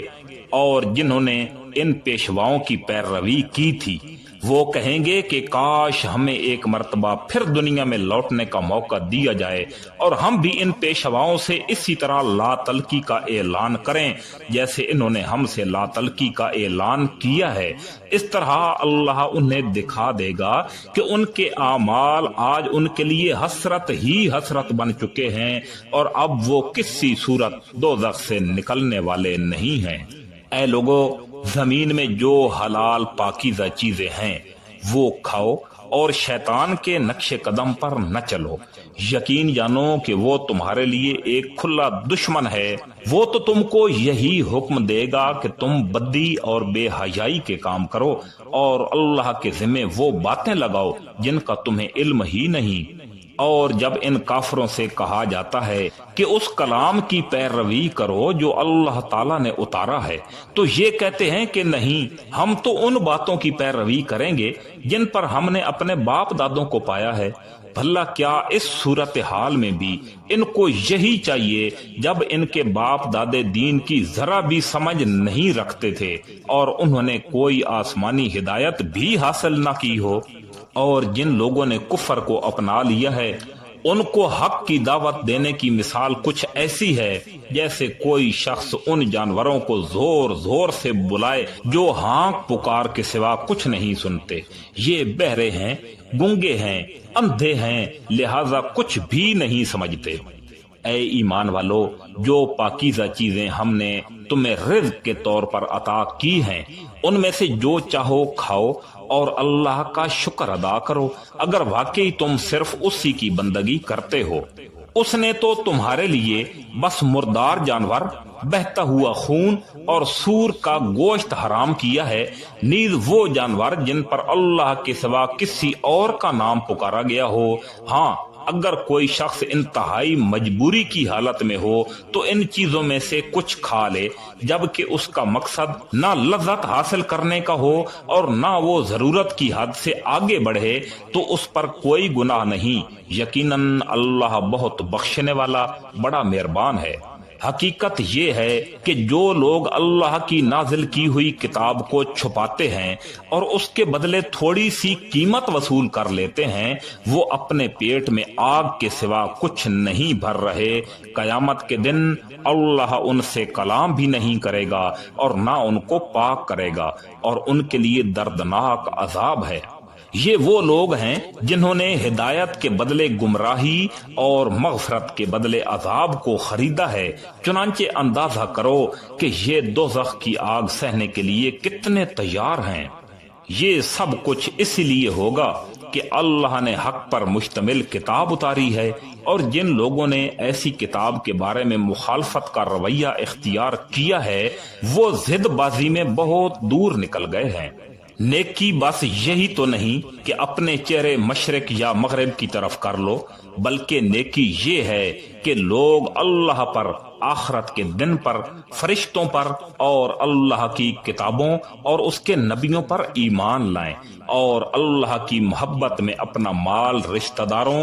یتیموں، مسکینوں، مسافروں اور سائلوں کو دیں، اور غلاموں کو آزاد کرانے میں خرچ کریں، اور نماز قائم کریں اور زکوٰۃ ادا کریں، اور جب کوئی عہد کر لیں تو اپنے عہد کو پورا کرنے کے عادی ہوں، اور تنگی اور تکلیف میں نیز جنگ کے وقت صبر و استقلال کے خوگر ہوں۔ ایسے لوگ ہیں جو سچے کہلانے کے مستحق ہیں، اور یہی لوگ ہیں جو متقی ہیں۔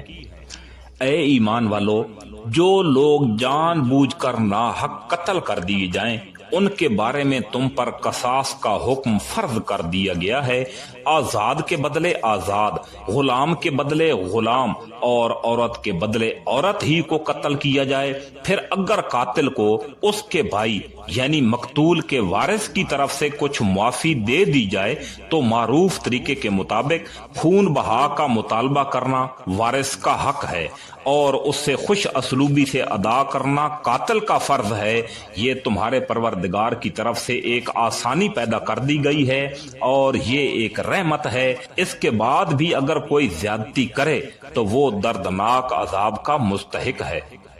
اور اے عقل رکھنے والو، تمہارے لیے قصاص میں زندگی کا سامان ہے، امید ہے کہ تم اس کی خلاف ورزی سے بچو گے۔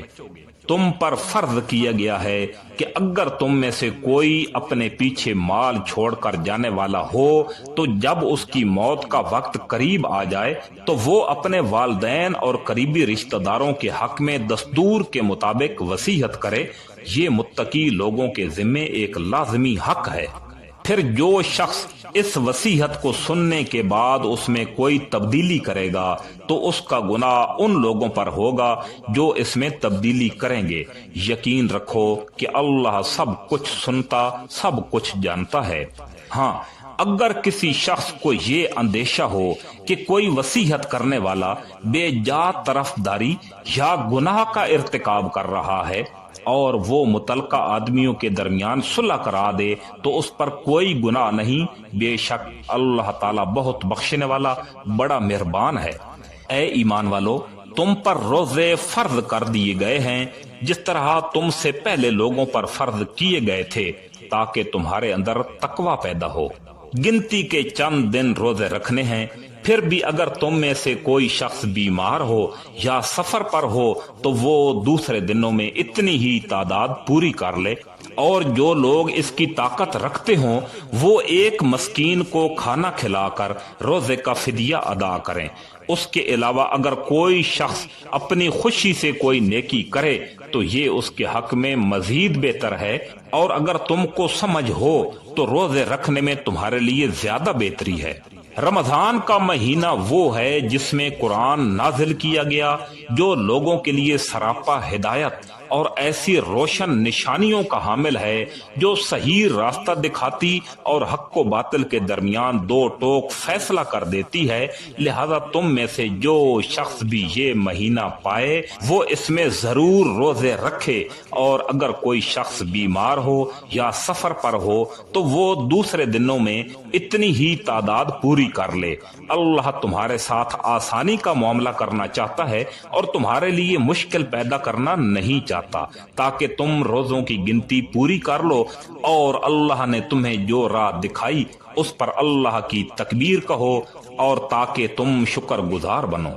اور اے پیغمبر صلی اللہ علیہ وآلہ وسلم، جب میرے بندے آپ سے میرے بارے میں پوچھیں تو آپ ان سے کہہ دیجئے کہ میں اتنا قریب ہوں کہ جب کوئی مجھے پکارتا ہے تو میں پکارنے والے کی پکار سنتا ہوں، لہذا وہ بھی میری بات دل سے قبول کریں اور مجھ پر ایمان لائیں تاکہ وہ راہ راست پر آ جائیں۔ تمہارے لیے حلال کر دیا گیا ہے کہ روزوں کی راتوں میں تم اپنی بیویوں سے بے تکلف صحبت کرو، وہ تمہارے لیے لباس ہیں اور تم ان کے لیے لباس ہو۔ اللہ کو علم تھا کہ تم اپنے آپ سے خیانت کر رہے تھے، پھر اس نے تم پر عنایت کی اور تمہاری غلطی معاف فرما دی، چنانچہ اب تم ان سے صحبت کر لیا کرو، اور جو کچھ اللہ نے تمہارے لیے لکھ دیا ہے اس سے طلب کرو، اور اس وقت تک کھاؤ پیو جب تک صبح کی سفید دھاری سیاہ دھاری سے ممتاز ہو کر تم پر واضح نہ ہو جائے، اس کے بعد رات آنے تک روزے کو پورا کرو، اور ان یعنی اپنی بیویوں سے اس حالت میں مباشرت نہ کرو جب تم مسجدوں میں اعتکاف میں بیٹھے ہو، یہ اللہ کی مقرر کی ہوئی حدود ہیں، لہذا ان کی خلاف ورزی کے قریب بھی مت جانا۔ اسی طرح اللہ اپنی نشانیاں لوگوں کے سامنے کھول کھول کر بیان کرتا ہے تاکہ وہ تقوی اختیار کریں، اور آپس میں ایک دوسرے کا مال ناحق طریقے سے نہ کھاؤ، اور نہ اس کا مقدمہ حاکموں کے پاس اس غرض سے لے کر جاؤ کہ لوگوں کے مال کا کوئی حصہ جانتے بوجھتے ہڑپ کرنے کا گناہ کرو۔ لوگ آپ سے نئے مہینوں کے چاند کے بارے میں پوچھتے ہیں، آپ انہیں بتا دیجئے کہ یہ لوگوں کے مختلف معاملات اور حج کے اوقات متعین کرنے کے لیے ہیں، اور ان لوگوں سے اللہ کے راستے میں جنگ کرو جو تم سے جنگ کرتے ہیں، اور زیادتی نہ کرو، یقین جانو کہ اللہ زیادتی کرنے والوں کو پسند نہیں فرماتا۔ اور تم ان لوگوں کو جہاں پاہو قتل کرو، اور انہیں اس جگہ سے نکال کر باہر کرو جہاں سے انہوں نے تمہیں نکالا تھا، اور فتنہ قتل سے زیادہ سنگین برائی ہے، اور تم ان سے مسجد حرام کے پاس اس وقت تک لڑائی نہ کرو جب تک وہ خود اس میں تم سے لڑائی شروع نہ کریں۔ ہاں، اگر وہ تم سے اس میں لڑائی شروع کر دیں تو تم ان کو قتل کر سکتے ہو، ایسے کافروں کی سزا یہی ہے۔ پھر اگر وہ بعد آ جائیں تو بے شک اللہ بہت بخشنے والا، بڑا مہربان ہے۔ اور تم ان سے لڑتے رہو یہاں تک کہ فتنہ باقی نہ رہے، اور دین مکمل طور پر اللہ کا ہو جائے، پھر اگر وہ بعد آ جائیں تو سمجھ لو کہ تشدد سوائے ظالموں کے کسی پر نہیں ہونا چاہیے۔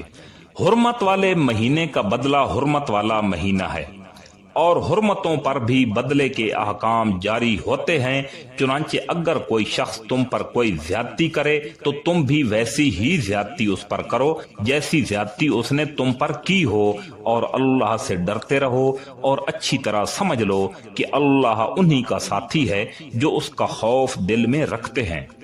اور اللہ کے راستے میں مال خرچ کرو اور اپنے آپ کو خود اپنے ہاتھوں ہلاکت میں نہ ڈالو اور نیکی اختیار کرو، بے شک اللہ نیکی کرنے والوں سے محبت کرتا ہے۔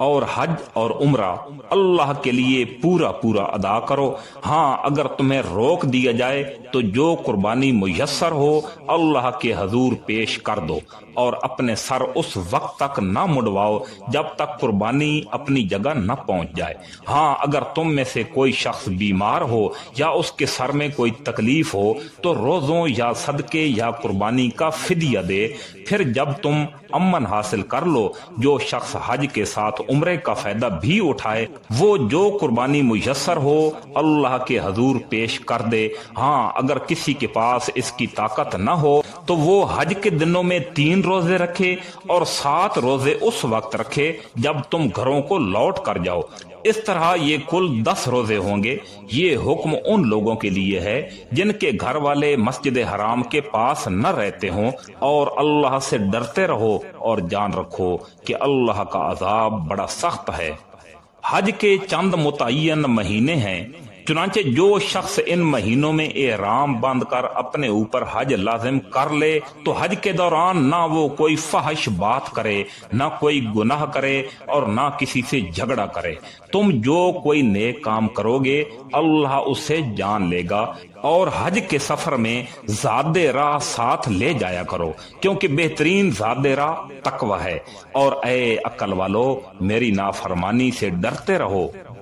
تم پر اس بات میں کوئی گناہ نہیں ہے کہ تم حج کے دوران تجارت یا مزدوری کے ذریعے اپنے پروردگار کا فضل تلاش کرو۔ پھر جب تم عرفات سے روانہ ہو تو مشعر حرام کے پاس جو مزدلفہ میں واقع ہے اللہ کا ذکر کرو، اور اس کا ذکر اسی طرح کرو جس طرح اس نے تمہیں ہدایت کی ہے، جبکہ اس سے پہلے تم بالکل ناواقف تھے۔ اس کے علاوہ یہ بات بھی یاد رکھو کہ تم اسی جگہ سے روانہ ہو جہاں سے عام لوگ روانہ ہوتے ہیں، اور اللہ سے مغفرت مانگو، بے شک اللہ بہت بخشنے والا بڑا مہربان ہے۔ پھر جب تم اپنے حج کے کام پورے کر چکو تو اللہ کا اس طرح ذکر کرو جیسے تم اپنے باپ دادوں کا ذکر کیا کرتے ہو، بلکہ اس سے بھی زیادہ ذکر کرو۔ اب بعض لوگ تو وہ ہیں جو دعا میں بس یہ کہتے ہیں کہ اے ہمارے پروردگار ہمیں دنیا میں بھلائی عطا فرما، اور آخرت میں ان کا کوئی حصہ نہیں ہوتا۔ اور انہی میں سے وہ بھی ہیں جو یہ کہتے ہیں کہ اے ہمارے پروردگار ہمیں دنیا میں بھی بھلائی عطا فرما اور آخرت میں بھی بھلائی عطا فرما، اور ہمیں دوزخ کے عذاب سے بچا لے۔ یہ وہ لوگ ہیں جنہیں اپنے اعمال کی کمائی کا حصہ ثواب کی صورت میں ملے گا، اور اللہ جلد حساب لینے والا ہے۔ اور اللہ کو گنتی کے ان چند ایام میں جب تم منا میں مقیم ہو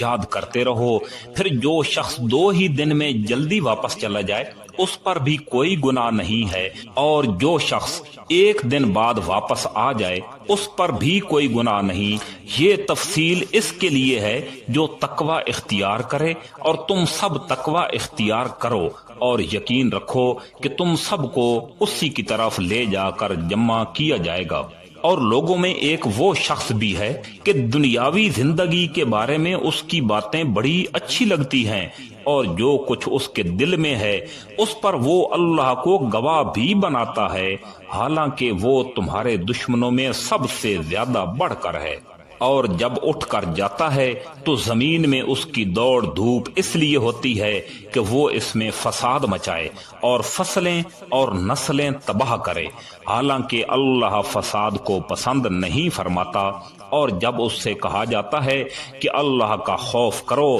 تو نخوت اس کو گناہ پر اور آمادہ کر دیتی ہے، چنانچہ ایسے شخص کو تو جہنم ہی راس آئے گی، اور یقین کرو وہ بہت برا بچھونا ہے۔ اور دوسری طرف لوگوں میں وہ شخص بھی ہے جو اللہ کی خوشنودی کی خاطر اپنی جان کا سودا کر لیتا ہے، اور اللہ ایسے بندوں پر بڑا مہربان ہے۔ اے ایمان والو، اسلام میں پورے کے پورے داخل ہو جاؤ اور شیطان کے نقش قدم پر نہ چلو، یقین جانو وہ تمہارا کھلا دشمن ہے۔ پھر جو روشن دلائل تمہارے پاس آ چکے ہیں، اگر تم ان کے بعد بھی راہ راست سے پھسل گئے تو یاد رکھو کہ اللہ اقتدار میں بھی کامل ہے اور حکمت میں بھی کامل۔ یہ کفار ایمان لانے کے لیے اس کے سوا کس بات کا انتظار کر رہے ہیں کہ اللہ خود بادل کے سائباں میں ان کے سامنے موجود ہو اور فرشتے بھی اس کے ساتھ ہوں اور سارا معاملہ اب بھی چکا دیا جائے، حالانکہ آخرکار سارے معاملات اللہ ہی کی طرف تو لوٹ کر رہیں گے۔ بنی اسرائیل سے پوچھو، ہم نے ان کو کتنی ساری کھلی نشانیاں دی تھیں، اور جس شخص کے پاس اللہ کی نعمت آ چکی ہو پھر وہ اس کو بدل ڈالے تو اس سے یاد رکھنا چاہیے کہ اللہ کا عذاب بڑا سخت ہے۔ جن لوگوں نے کفر اپنا لیا ہے ان کے لیے دنیاوی زندگی بڑی دلکش بنا دی گئی ہے، اور وہ اہل ایمان کا مذاق اڑاتے ہیں، حالانکہ جنہوں نے تقوی اختیار کیا ہے وہ قیامت کے دن ان سے کہیں بلند ہوں گے، اور اللہ جس کو چاہتا ہے بے حساب رزق دیتا ہے۔ شروع میں سارے انسان ایک ہی دین کے پیروکار تھے، پھر جب ان میں اختلاف ہوا تو اللہ نے نبی بھیجے جو حق والوں کو خوشخبری سناتے اور باطل والوں کو ڈراتے تھے، اور ان کے ساتھ حق پر مشتمل کتاب نازل کی تاکہ وہ لوگوں کے درمیان ان باتوں کا فیصلہ کرے جن میں ان کا اختلاف تھا۔ اور افسوس کی بات یہ ہے کہ کسی اور نے نہیں بلکہ خود انہوں نے، جن کو وہ کتاب دی گئی تھی، روشن دلائل آ جانے کے بعد بھی صرف باہمی ضد کی وجہ سے اسی کتاب میں اختلاف نکال لیے۔ پھر جو لوگ ایمان لائے اللہ نے انہیں اپنے حکم سے حق کی ان باتوں میں راہ راست تک پہنچایا جن میں انہوں نے اختلاف کیا تھا، اور اللہ جس سے چاہتا ہے راہ راست تک پہنچا دیتا ہے۔ مسلمانوں، کیا تم نے یہ سمجھ رکھا ہے کہ تم جنت میں یوں ہی داخل ہو جاؤ گے، حالانکہ اب بھی تمہیں اس جیسے حالات پیش ہی نہیں آئے جیسے ان لوگوں کو پیش آئے تھے جو تم سے پہلے ہو گزرے ہیں؟ ان پر سختیاں اور تکلیفیں آئیں اور انہیں ہلا ڈالا گیا، یہاں تک کہ رسول اور ان کے ایمان والے ساتھ بول اٹھے کہ اللہ کی مدد کب آئے گی۔ یاد رکھو اللہ کی مدد نزدیک ہے۔ لوگ آپ سے پوچھتے ہیں کہ وہ اللہ کی خوشنودی کے لیے کیا خرچ کریں۔ آپ کہہ دیجئے کہ جو مال بھی تم خرچ کرو وہ والدین، قریبی رشتہ داروں، یتیموں، مسکینوں اور مسافروں کے لیے ہونا چاہیے، اور تم بھلائی کا جو کام بھی کرو گے اللہ اس سے پوری طرح باخبر ہے۔ تم پر دشمنوں سے جنگ کرنا فرض قرار دے دیا گیا ہے اور وہ تم پر گراں ہیں، اور یہ عین ممکن ہے کہ تم ایک چیز کو برا سمجھو حالانکہ وہ تمہارے حق میں بہتر ہو، اور یہ بھی ممکن ہے کہ تم ایک چیز کو پسند کرو حالانکہ وہ تمہارے حق میں بری ہو، اور اصل حقیقت تو اللہ تعالی جانتا ہے اور تم نہیں جانتے۔ لوگ آپ سے حرمت والے مہینے کے بارے میں پوچھتے ہیں کہ اس میں جنگ کرنا کیسا ہے۔ آپ کہہ دیجئے کہ اس میں جنگ کرنا بڑا گناہ ہے، مگر لوگوں کو اللہ کے راستے سے روکنا، اس کے خلاف کفر کی روش اختیار کرنا، مسجد حرام پر بندش لگانا اور اس کے باسیوں کو وہاں سے نکال باہر کرنا اللہ کے نزدیک بہت بڑا گناہ ہے، اور فتنہ قتل سے بھی زیادہ سنگین چیز ہے، اور یہ کافر تم لوگوں سے برابر جنگ کرتے رہیں گے یہاں تک کہ اگر ان کا بس چلے تو یہ تم کو تمہارا دین چھوڑنے پر آمادہ کر دیں، اور اگر تم میں سے کوئی شخص اپنا دین چھوڑ دے اور کافر ہونے کی حالت میں مرے تو ایسے لوگوں کے اعمال دنیا اور آخرت دونوں میں اکارت ہو جائیں گے، ایسے لوگ دوزخ والے ہیں، وہ ہمیشہ اسی میں رہیں گے۔ اس کے برخلاف جو لوگ ایمان لائے اور جنہوں نے ہجرت کی اور اللہ کے راستے میں جہاد کیا تو وہ بے شک اللہ کی رحمت کے امیدوار ہیں۔ اللہ بہت بخشنے والا بڑا مہربان ہے۔ لوگ آپ سے شراب اور جوئے کے بارے میں پوچھتے ہیں، آپ کہہ دیجئے کہ ان دونوں میں بڑا گناہ بھی ہے اور لوگوں کے لیے کچھ فائدے بھی ہیں، اور ان دونوں کا گناہ ان کے فائدے سے زیادہ بڑا ہوا ہے۔ اور لوگ آپ سے پوچھتے ہیں کہ وہ اللہ کی خوشنودی کے لیے کیا خرچ کریں، آپ کہہ دیجئے جو تمہاری ضرورت سے زائد ہو۔ اللہ اسی طرح اپنے احکام تمہارے لیے صاف صاف بیان کرتا ہے تاکہ تم غور و فکر سے کام لو، دنیا کے بارے میں بھی اور آخرت کے بارے میں بھی۔ اور لوگ آپ سے یتیموں کے بارے میں پوچھتے ہیں، آپ کہہ دیجئے کہ ان کی بھلائی جاننا نیک کام ہے، اور اگر تم ان کے ساتھ مل جل کر رہو تو کچھ حرج نہیں، کیونکہ وہ تمہارے بھائی ہی تو ہیں۔ اور اللہ خوب جانتا ہے کہ کون معاملات بگاڑنے والا ہے اور کون سنوارنے والا، اور اگر اللہ چاہتا تو تمہیں مشکل میں ڈال دیتا۔ یقیناً اللہ کا اقتدار بھی کامل ہے، حکمت بھی کامل۔ اور مشرک عورتوں سے اس وقت تک نکاح نہ کرو جب تک وہ ایمان نہ لے آئیں۔ یقیناً ایک مومن باندی کسی بھی مشرک عورت سے بہتر ہے، خواہ وہ مشرک عورت تمہیں پسند آ رہی ہو، اور اپنی عورتوں کا نکاح مشرک مردوں سے نہ کراؤ جب تک وہ ایمان نہ لے آئیں۔ اور یقیناً ایک مومن غلام کسی بھی مشرک مرد سے بہتر ہے، خواہ وہ مشرک مرد تمہیں پسند آ رہا ہو۔ یہ سب دوزخ کی طرف بلاتے ہیں، جبکہ اللہ اپنے حکم سے جنت اور مغفرت کی طرف بلاتا ہے، اور اپنے احکام لوگوں کے سامنے صاف صاف بیان کرتا ہے تاکہ وہ نصیحت حاصل کریں۔ اور لوگ آپ سے حیض کے بارے میں پوچھتے ہیں، آپ کہہ دیجئے کہ وہ گندگی ہے، لہذا حیض کی حالت میں عورتوں سے الگ رہو، اور جب تک وہ پاک نہ ہو جائیں ان سے قربت یعنی جماع نہ کرو۔ ہاں، جب وہ پاک ہو جائیں تو ان کے پاس اسی طریقے سے جاؤ جس طرح اللہ نے تمہیں حکم دیا ہے۔ بے شک اللہ ان لوگوں سے محبت کرتا ہے جو اس کی طرف کثرت سے رجوع کریں، اور ان سے محبت کرتا ہے جو خوب پاک صاف رہیں۔ تمہاری بیویاں تمہارے لیے کھیتیاں ہیں، لہذا اپنی کھیتی میں جہاں سے چاہو جاؤ، اور اپنے لیے اچھے عمل آگے بھیجو۔ اللہ سے ڈرتے رہو اور یقین رکھو کہ تم اس سے جا کر ملنے والے ہو، اور مومنوں کو خوشخبری سنا دو۔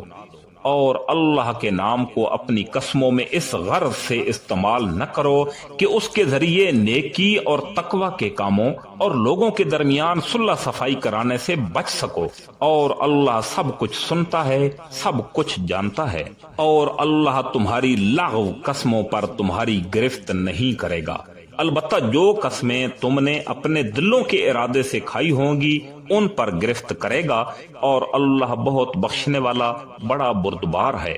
جو لوگ اپنی بیویوں سے اعلاء کرتے ہیں یعنی ان کے پاس نہ جانے کی قسم کھا لیتے ہیں، ان کے لیے 4 مہینے تک کی مہلت ہے، چنانچہ اگر وہ قسم توڑ کر رجوع کر لیں تو بے شک اللہ بہت بخشنے والا بڑا مہربان ہے۔ اور اگر انہوں نے طلاق ہی کی ٹھان لی ہو تو بھی اللہ سننے جاننے والا ہے۔ اور جن عورتوں کو طلاق دے دی گئی ہو وہ 3 مرتبہ حیض آنے تک اپنے آپ کو انتظار میں رکھیں، اور اگر وہ اللہ پر اور آخرت کے دن پر ایمان رکھتی ہوں تو ان کے لیے حلال نہیں ہے کہ اللہ نے ان کے رحم میں جو کچھ حمل یا حیض پیدا کیا ہے اسے چھپائیں، اور اس مدت میں اگر ان کے شوہر حالات بہتر بنانا چاہیں تو ان کو حق ہے کہ وہ ان عورتوں کو اپنی زوجیت میں واپس لے لیں، اور ان عورتوں کو معروف طریقے کے مطابق ویسے ہی حقوق حاصل ہیں جیسے مردوں کو ان پر حاصل ہیں۔ ہاں، مردوں کو ان پر ایک درجہ فوقیت ہے، اور اللہ غالب اور حکمت والا ہے۔ طلاق زیادہ سے زیادہ 2 بار ہونی چاہیے، اس کے بعد شوہر کے لیے دو ہی راستے ہیں، یا تو قاعدے کے مطابق بیوی کو روک رکھے یعنی طلاق سے رجوع کر لے اور خوش اسلوبی سے چھوڑ دے یعنی رجوع کے بغیر عدت گزر جانے دے، اور اے شوہرو تمہارے لیے حلال نہیں ہے کہ تم نے ان بیویوں کو جو کچھ دیا ہو وہ طلاق کے بدلے ان سے واپس لو، الا یہ کہ دونوں کو اس بات کا خدشہ ہو کہ نکاح باقی رہنے کی صورت میں اللہ کی مقرر کی ہوئی حدود کو قائم نہیں رکھ سکیں گے۔ چنانچہ اگر تمہیں اس بات کا خدشہ ہو کہ وہ دونوں اللہ کی حدود کو قائم نہیں رکھ سکیں گے تو ان دونوں کے لیے اس میں کوئی گناہ نہیں ہے کہ عورت مالی معاوضہ دے کر علیحدگی حاصل کر لے۔ یہ اللہ کی مقرر کی ہوئی حدود ہیں، لہذا ان سے تجاوز نہ کرو، اور جو لوگ اللہ کی حدود سے تجاوز کرتے ہیں وہ بڑے ظالم لوگ ہیں۔ پھر اگر شوہر تیسری طلاق دے دے تو وہ متعلقہ عورت اس کے لیے اس وقت تک حلال نہیں ہوگی جب تک وہ کسی اور شوہر سے نکاح نہ کرے۔ ہاں اگر وہ دوسرا شوہر بھی اسے طلاق دے دے تو ان دونوں پر کوئی گناہ نہیں کہ وہ ایک دوسرے کے پاس نیا نکاح کر کے دوبارہ واپس آ جائیں، بشرطے کہ انہیں یہ غالب گمان ہو کہ اب وہ اللہ کی حدود قائم رکھیں گے، اور یہ سب اللہ کی حدود ہیں جو وہ ان لوگوں کے لیے واضح کر رہا ہے جو سمجھ رکھتے ہیں۔ اور جب تم نے عورتوں کو طلاق دے دی ہو اور وہ اپنی عدت کے قریب پہنچ جائیں تو یا تو ان کو بھلائی کے ساتھ اپنی زوجیت میں روک رکھو یا انہیں بھلائی کے ساتھ چھوڑ دو، اور انہیں ستانے کی خاطر اس لیے روک کر نہ رکھو کہ ان پر ظلم کر سکو، اور جو شخص ایسا کرے گا وہ خود اپنی جان پر ظلم کرے گا، اور اللہ کی آیتوں کو مذاق مت بناؤ، اور اللہ نے تم پر جو انعام فرمایا ہے اس سے اور تم پر جو کتاب و حکمت کی باتیں نصیحت کرنے کے لیے نازل کی گئی ہیں انہیں یاد رکھو، اور اللہ سے ڈرتے رہو، اور جان رکھو کہ اللہ ہر چیز کو خوب جانتا ہے۔ اور جب تم نے عورتوں کو طلاق دے دی ہو اور وہ اپنی عدت کو پہنچ جائیں تو اے میکے والو انہیں اس بات سے منع نہ کرو کہ وہ اپنے پہلے شوہروں سے دوبارہ نکاح کریں، بشرطے کہ وہ بھلائی کے ساتھ ایک دوسرے سے راضی ہو گئے ہوں۔ ان باتوں کی نصیحت تم میں سے ان لوگوں کو کی جا رہی ہے جو اللہ اور یوم آخرت پر ایمان رکھتے ہیں، یہی تمہارے لیے زیادہ ستھرا اور پاکیزہ طریقہ ہے، اللہ جانتا ہے اور تم نہیں جانتے۔ اور مائیں اپنے بچوں کو پورے 2 سال تک دودھ پلائیں، یہ مدت ان کے لیے ہے جو دودھ پلانے کی مدت پوری کرنا چاہیں، اور جس باپ کا وہ بچہ ہے اس پر واجب ہے کہ وہ معروف طریقے پر ان ماؤں کے کھانے اور لباس کا خرچ اٹھائے۔ ہاں کسی شخص کو اس کی وسعت سے زیادہ تکلیف نہیں دی جا سکتی، نہ تو ماں کو اپنے بچے کی وجہ سے ستایا جائے اور نہ باپ کو اپنے بچے کی وجہ سے، اور اسی طرح کی ذمہ داری وارث پر بھی ہے۔ پھر اگر وہ دونوں یعنی والدین آپس کی رضامندی اور باہمی مشورے سے 2 سال گزرنے سے پہلے ہی دودھ چھڑانا چاہیں تو اس پر بھی ان پر کوئی گناہ نہیں ہے۔ اور اگر تم یہ چاہو کہ اپنے بچے کو کسی انا سے دودھ پلواؤ تو بھی تم پر کوئی گناہ نہیں، جبکہ تم نے جو اجرت ٹھہرائی تھی وہ دودھ پلانے والی انا کو بھلے طریقے سے دے دو، اور اللہ سے ڈرتے رہو اور جان رکھو کہ اللہ تمہارے سارے کاموں کو اچھی طرح دیکھ رہا ہے۔ اور تم میں سے جو لوگ وفات پا جائیں اور بیویاں چھوڑ کر چلے جائیں تو وہ بیویاں اپنے آپ کو 4 مہینے اور 10 دن انتظار میں رکھیں گی۔ پھر جب وہ اپنی عدت کی میعاد کو پہنچ جائیں تو وہ اپنے بارے میں جو کارروائی مثلا دوسرا نکاح قاعدے کے مطابق کریں تو تم پر کچھ گناہ نہیں، اور جو کچھ تم کرتے ہو اللہ اس سے پوری طرح باخبر ہے۔ اور عدت کے دوران اگر تم ان عورتوں کو اشارے کنائے میں نکاح کا پیغام دو یا ان سے نکاح کا ارادہ دل میں چھپائے رکھو تو تم پر کوئی گناہ نہیں ہے، اللہ جانتا ہے کہ تم ان سے نکاح کا خیال تو دل میں لاؤ گے، لیکن ان سے نکاح کا دو طرفہ وعدہ مت کرنا الا یہ کہ مناسب طریقے سے کوئی بات کہہ دو، اور نکاح کا عقد پورا کرنے کا اس وقت تک ارادہ بھی مت کرنا جب تک عدت کی مقررہ مدت اپنی میعاد کو نہ پہنچ جائے، اور یاد رکھو کہ جو کچھ تمہارے دلوں میں ہے اللہ اسے خوب جانتا ہے، لہذا اس سے ڈرتے رہو اور یاد رکھو کہ اللہ بہت بخشنے والا بڑا بردبار ہے۔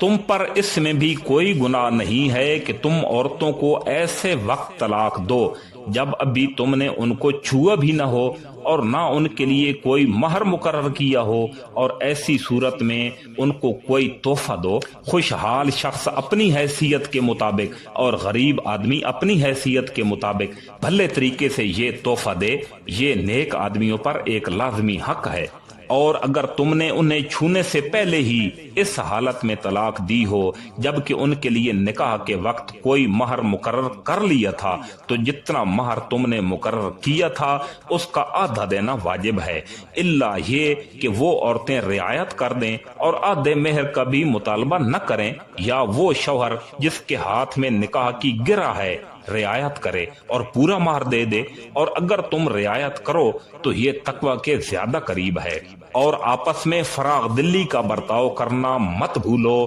جو عمل بھی تم کرتے ہو اللہ یقیناً اسے دیکھ رہا ہے۔ تمام نمازوں کا پورا خیال رکھا کرو، اور خاص طور پر بیچ والی نماز کا، اور اللہ کے سامنے با ادب فرما بردار بن کر کھڑے ہوا کرو۔ اور اگر تمہیں دشمن کا خوف لاحق ہو تو کھڑے کھڑے یا سوار ہونے کی حالت میں ہی نماز پڑھ لو، پھر جب تم امن کی حالت میں آ جاؤ تو اللہ کا ذکر اسی طریقے سے کرو جو اس نے تمہیں سکھایا ہے، جس سے تم پہلے ناواقف تھے۔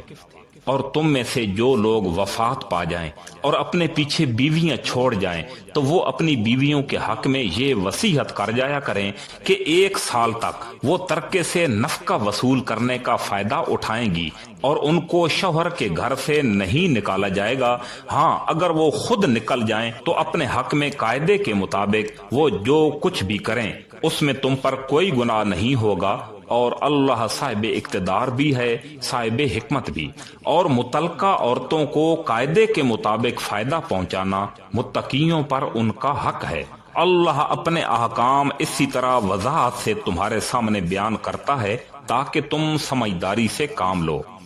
کیا تمہیں ان لوگوں کا حال معلوم نہیں ہوا جو موت سے بچنے کے لیے اپنے گھروں سے نکل آئے تھے، اور وہ ہزاروں کی تعداد میں تھے؟ چنانچہ اللہ نے ان سے کہا مر جاؤ، پھر انہیں زندہ کیا۔ حقیقت یہ ہے کہ اللہ لوگوں پر بہت فضل فرمانے والا ہے، لیکن اکثر لوگ شکر ادا نہیں کرتے۔ اور اللہ کے راستے میں جنگ کرو، اور یقین رکھو کہ اللہ خوب سننے والا، خوب جاننے والا ہے۔ کون ہے جو اللہ کو اچھے طریقے پر قرض دے تاکہ وہ اسے اس کے مفاد میں اتنا بڑھائے چڑھائے کہ وہ کئی درجے زیادہ ہو جائے؟ اور اللہ ہی تنگی پیدا کرتا ہے اور وہی وسعت دیتا ہے، اور اسی کی طرف تم سب کو لوٹایا جائے گا۔ کیا تمہیں موسیٰ علیہ السلام کے بعد بنی اسرائیل کے گروہ کے اس واقعے کا علم نہیں ہوا جب انہوں نے اپنے ایک نبی سے کہا تھا کہ ہمارا ایک بادشاہ مقرر کر دیجئے تاکہ اس کے جھنڈے تلے ہم اللہ کے راستے میں جنگ کر سکیں؟ نبی نے کہا، کیا تم لوگوں سے یہ بات کچھ بعید ہے کہ جب تم پر جنگ فرض کی جائے تو تم نہ لڑو؟ انہوں نے کہا، بھلا ہمیں کیا ہو جائے گا جو ہم اللہ کے راستے میں جنگ نہ کریں گے، حالانکہ ہمیں اپنے گھروں اور اپنے بچوں کے پاس سے نکال باہر کیا گیا ہے۔ پھر ہوا یہی کہ جب ان پر جنگ فرض کی گئی تو ان میں سے تھوڑے لوگوں کو چھوڑ کر باقی سب پیٹھ پھیر گئے، اور اللہ ظالموں کو خوب جانتا ہے۔ اور ان کے نبی نے ان سے کہا کہ اللہ نے تمہارے لیے طالوت کو بادشاہ بنا کر بھیجا ہے۔ کہنے لگے، بھلا اس کو ہم پر بادشاہت کرنے کا حق کہاں سے آ گیا؟ ہم اس کے مقابلے میں بادشاہت کے زیادہ مستحق ہیں،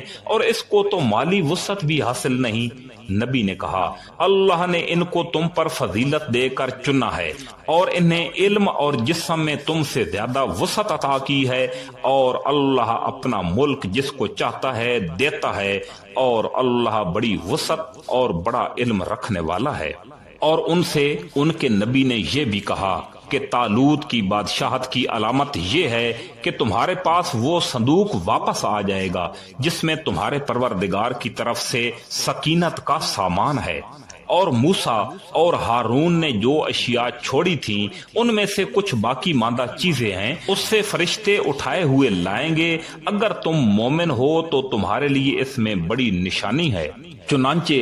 جب طالوت لشکر کے ساتھ روانہ ہوا تو اس نے لشکر والوں سے کہا کہ اللہ ایک دریا کے ذریعے تمہارا امتحان لینے والا ہے، جو شخص اس دریا سے پانی پیے گا وہ میرا آدمی نہیں ہوگا، اور جو اسے نہیں چکھے گا وہ میرا آدمی ہوگا، الا یہ کہ کوئی اپنے ہاتھ سے ایک چلو بھر لے تو کچھ حرج نہیں۔ پھر ہوا یوں کہ ان میں سے تھوڑے آدمیوں کے سوا باقی سب نے اس دریا کا خوب پانی پیا۔ چنانچہ جب وہ یعنی طالوت اور اس کے ساتھ ایمان رکھنے والے دریا کے پار اترے تو یہ لوگ جنہوں نے طالوت کا حکم نہیں مانا تھا کہنے لگے کہ آج جالوت اور اس کے لشکر کا مقابلہ کرنے کی ہم میں بالکل طاقت نہیں ہے، مگر جن لوگوں کا ایمان تھا کہ وہ اللہ سے جا ملنے والے ہیں انہوں نے کہا نہ جانے کتنی چھوٹی جماعتیں ہیں جو اللہ کے حکم سے بڑی جماعتوں پر غالب آئی ہیں، اور اللہ ان لوگوں کا ساتھی ہے جو صبر سے کام لیتے ہیں۔ اور جب یہ لوگ جالوت اور اس کے لشکروں کے آمنے سامنے ہوئے تو انہوں نے کہا اے ہمارے پروردگار، صبر و استقلال کی صفت ہم پر انڈیل دے، ہمیں ثابت قدمی بخش دے اور ہمیں اس کافر قوم کے مقابلے میں فتح و نصرت عطا فرما۔ چنانچہ انہوں نے اللہ کے حکم سے ان جالوت کے ساتھیوں کو شکست دی، اور داؤد علیہ السلام نے جالوت کو قتل کیا، اور اللہ نے ان کو سلطنت اور دانائی عطا کی، اور جو علم چاہا ان کو عطا فرمایا۔ اگر اللہ لوگوں کا ایک دوسرے کے ذریعے دفاع نہ کرے تو زمین میں فساد پھیل جائے، لیکن اللہ تمام جہانوں پر بڑا فضل فرمانے والا ہے۔ یہ اللہ تعالیٰ کی آیات ہیں جو ہم آپ کے سامنے ٹھیک ٹھیک پڑھ کر سناتے ہیں، اور آپ بے شک ان پیغمبروں میں سے ہیں جو رسول بنا کر بھیجے گئے ہیں۔ یہ پیغمبر جو ہم نے مخلوق کی اصلاح کے لیے بھیجے ہیں، ان کو ہم نے ایک دوسرے پر فضیلت عطا کی ہے۔ ان میں سے بعض وہ ہیں جن سے اللہ نے کلام فرمایا، اور ان میں سے بعض کو اس نے بدرجہ بلندی عطا کی، اور ہم نے عیسیٰ ابن مریم کو کھلی نشانیاں دیں، اور روح القدس یعنی جبرائیل علیہ السلام سے ان کی مدد فرمائی، اور اگر اللہ چاہتا تو ان کے بعد والے لوگ اپنے پاس روشن دلائل آ جانے کے بعد آپس میں نہ لڑتے، لیکن انہوں نے خود اختلاف کیا۔ چنانچہ ان میں سے کچھ وہ تھے جو ایمان لائے اور کچھ وہ جنہوں نے کفر اپنایا، اور اگر اللہ چاہتا تو وہ آپس میں نہ لڑتے، لیکن اللہ وہی کرتا ہے جو وہ چاہتا ہے۔ اے ایمان والو، جو رزق ہم نے تمہیں دیا ہے اس میں سے وہ دن آنے سے پہلے پہلے اللہ کے راستے میں خرچ کر لو جس دن نہ کوئی سودا ہوگا، نہ کوئی دوستی کام آئے گی، اور نہ کوئی سفارش ہو سکے گی، اور ظالم وہ لوگ ہیں جو کفر اختیار کیے ہوئے ہیں۔ اللہ وہ ہے جس کے سوا کوئی معبود نہیں، جو سدا زندہ ہے، جو پوری کائنات سنبھالے ہوئے ہے، جس کو نہ کبھی اونگ آتی ہے نہ نیند۔ آسمانوں میں جو کچھ ہے وہ بھی، اور زمین میں جو کچھ ہے وہ بھی، سب اسی کا ہے۔ کون ہے جو اس کے حضور اس کی اجازت کے بغیر کسی کی سفارش کر سکے؟ وہ سارے بندوں کے تمام آگے اور پیچھے کے حالات کو خوب جانتا ہے، اور وہ لوگ اس کے علم کی کوئی بات اپنے علم کے دائرے میں نہیں لا سکتے سوائے اس بات کے جس سے وہ خود چاہے۔ اس کی کرسی نے سارے آسمانوں اور زمین کو گھیرا ہوا ہے، اور ان دونوں کی نگہبانی سے اس سے ذرا بھی بوجھ نہیں ہوتا، اور وہ بڑا عالی مقام صاحب عظمت ہے۔ دین کے معاملے میں کوئی زبردستی نہیں، ہدایت کا راستہ گمراہی سے ممتاز ہو کر واضح ہو چکا۔ اس کے بعد جو شخص طاغوت کا انکار کر کے اللہ پر ایمان لے آئے گا، اس نے ایک مضبوط کنڈا تھام لیا جس کے ٹوٹنے کا کوئی امکان نہیں، اور اللہ خوب سننے والا، سب کچھ جاننے والا ہے۔ اللہ ایمان والوں کا رکھوالا ہے، وہ انہیں اندھیروں سے نکال کر روشنی میں لاتا ہے، اور جن لوگوں نے کفر اپنا لیا ہے ان کے رکھوالے وہ شیطان ہیں جو انہیں روشنی سے نکال کر اندھیروں میں لے جاتے ہیں، وہ سب آگ کے باسی ہیں، وہ ہمیشہ اسی میں رہیں گے۔ کیا تم نے اس شخص کے حال پر غور کیا جس کو اللہ نے سلطنت کیا دے رکھی تھی کہ وہ اپنے پروردگار کے وجود ہی کے بارے میں ابراہیم علیہ السلام سے بحث کرنے لگا؟ جب ابراہیم علیہ السلام نے کہا کہ میرا پروردگار وہ ہے جو زندگی بھی دیتا ہے اور موت بھی، تو وہ کہنے لگا کہ میں بھی زندگی دیتا ہوں اور موت بھی دیتا ہوں۔ ابراہیم علیہ السلام نے کہا اچھا، اللہ تو سورج کو مشرق سے نکالتا ہے، تم ذرا اسے مغرب سے تو نکال کر لاؤ۔ اس پر وہ کافر مبہوت ہو کر رہ گیا۔ اللہ ایسے ظالموں کو ہدایت نہیں دیا کرتا۔ یا تم نے اس جیسے شخص کے واقعے پر غور کیا جس کا ایک بستی پر ایسے وقت گزر ہوا جب وہ چھتوں کے بل گری پڑی تھی؟ اس نے کہا کہ اللہ اس بستی کو اس کے مرنے کے بعد کیسے زندہ کرے گا؟ پھر اللہ نے اس شخص کو 100 سال تک کے لیے موت دی اور اس کے بعد زندہ کر دیا، اور پھر پوچھا کہ تم کتنے عرصے تک اس حالت میں رہے ہو؟ اس نے کہا 1 دن یا 1 دن کا کچھ حصہ۔ اللہ نے کہا نہیں، بلکہ تم 100 سال اسی طرح رہے ہو۔ اب اپنے کھانے پینے کی چیزوں کو دیکھو کہ وہ ذرا نہیں سڑی، اور دوسری طرف اپنے گدھے کو دیکھو کہ گل سڑ کر اس کا کیا حال ہو گیا ہے۔ یہ ہم نے اس لیے کیا تاکہ ہم تمہیں لوگوں کے لیے اپنی قدرت کا ایک نشان بنا دیں، اور اب اپنے گدھے کی ہڈیوں کو دیکھو کہ ہم کس طرح انہیں اٹھاتے ہیں، پھر ان کو گوشت کا لباس پہناتے ہیں۔ چنانچہ جب حقیقت کھل کر اس کے سامنے آ گئی تو وہ بول اٹھا کہ مجھے یقین ہے اللہ ہر چیز پر قدرت رکھتا ہے۔ اور اس وقت کا تذکرہ سنو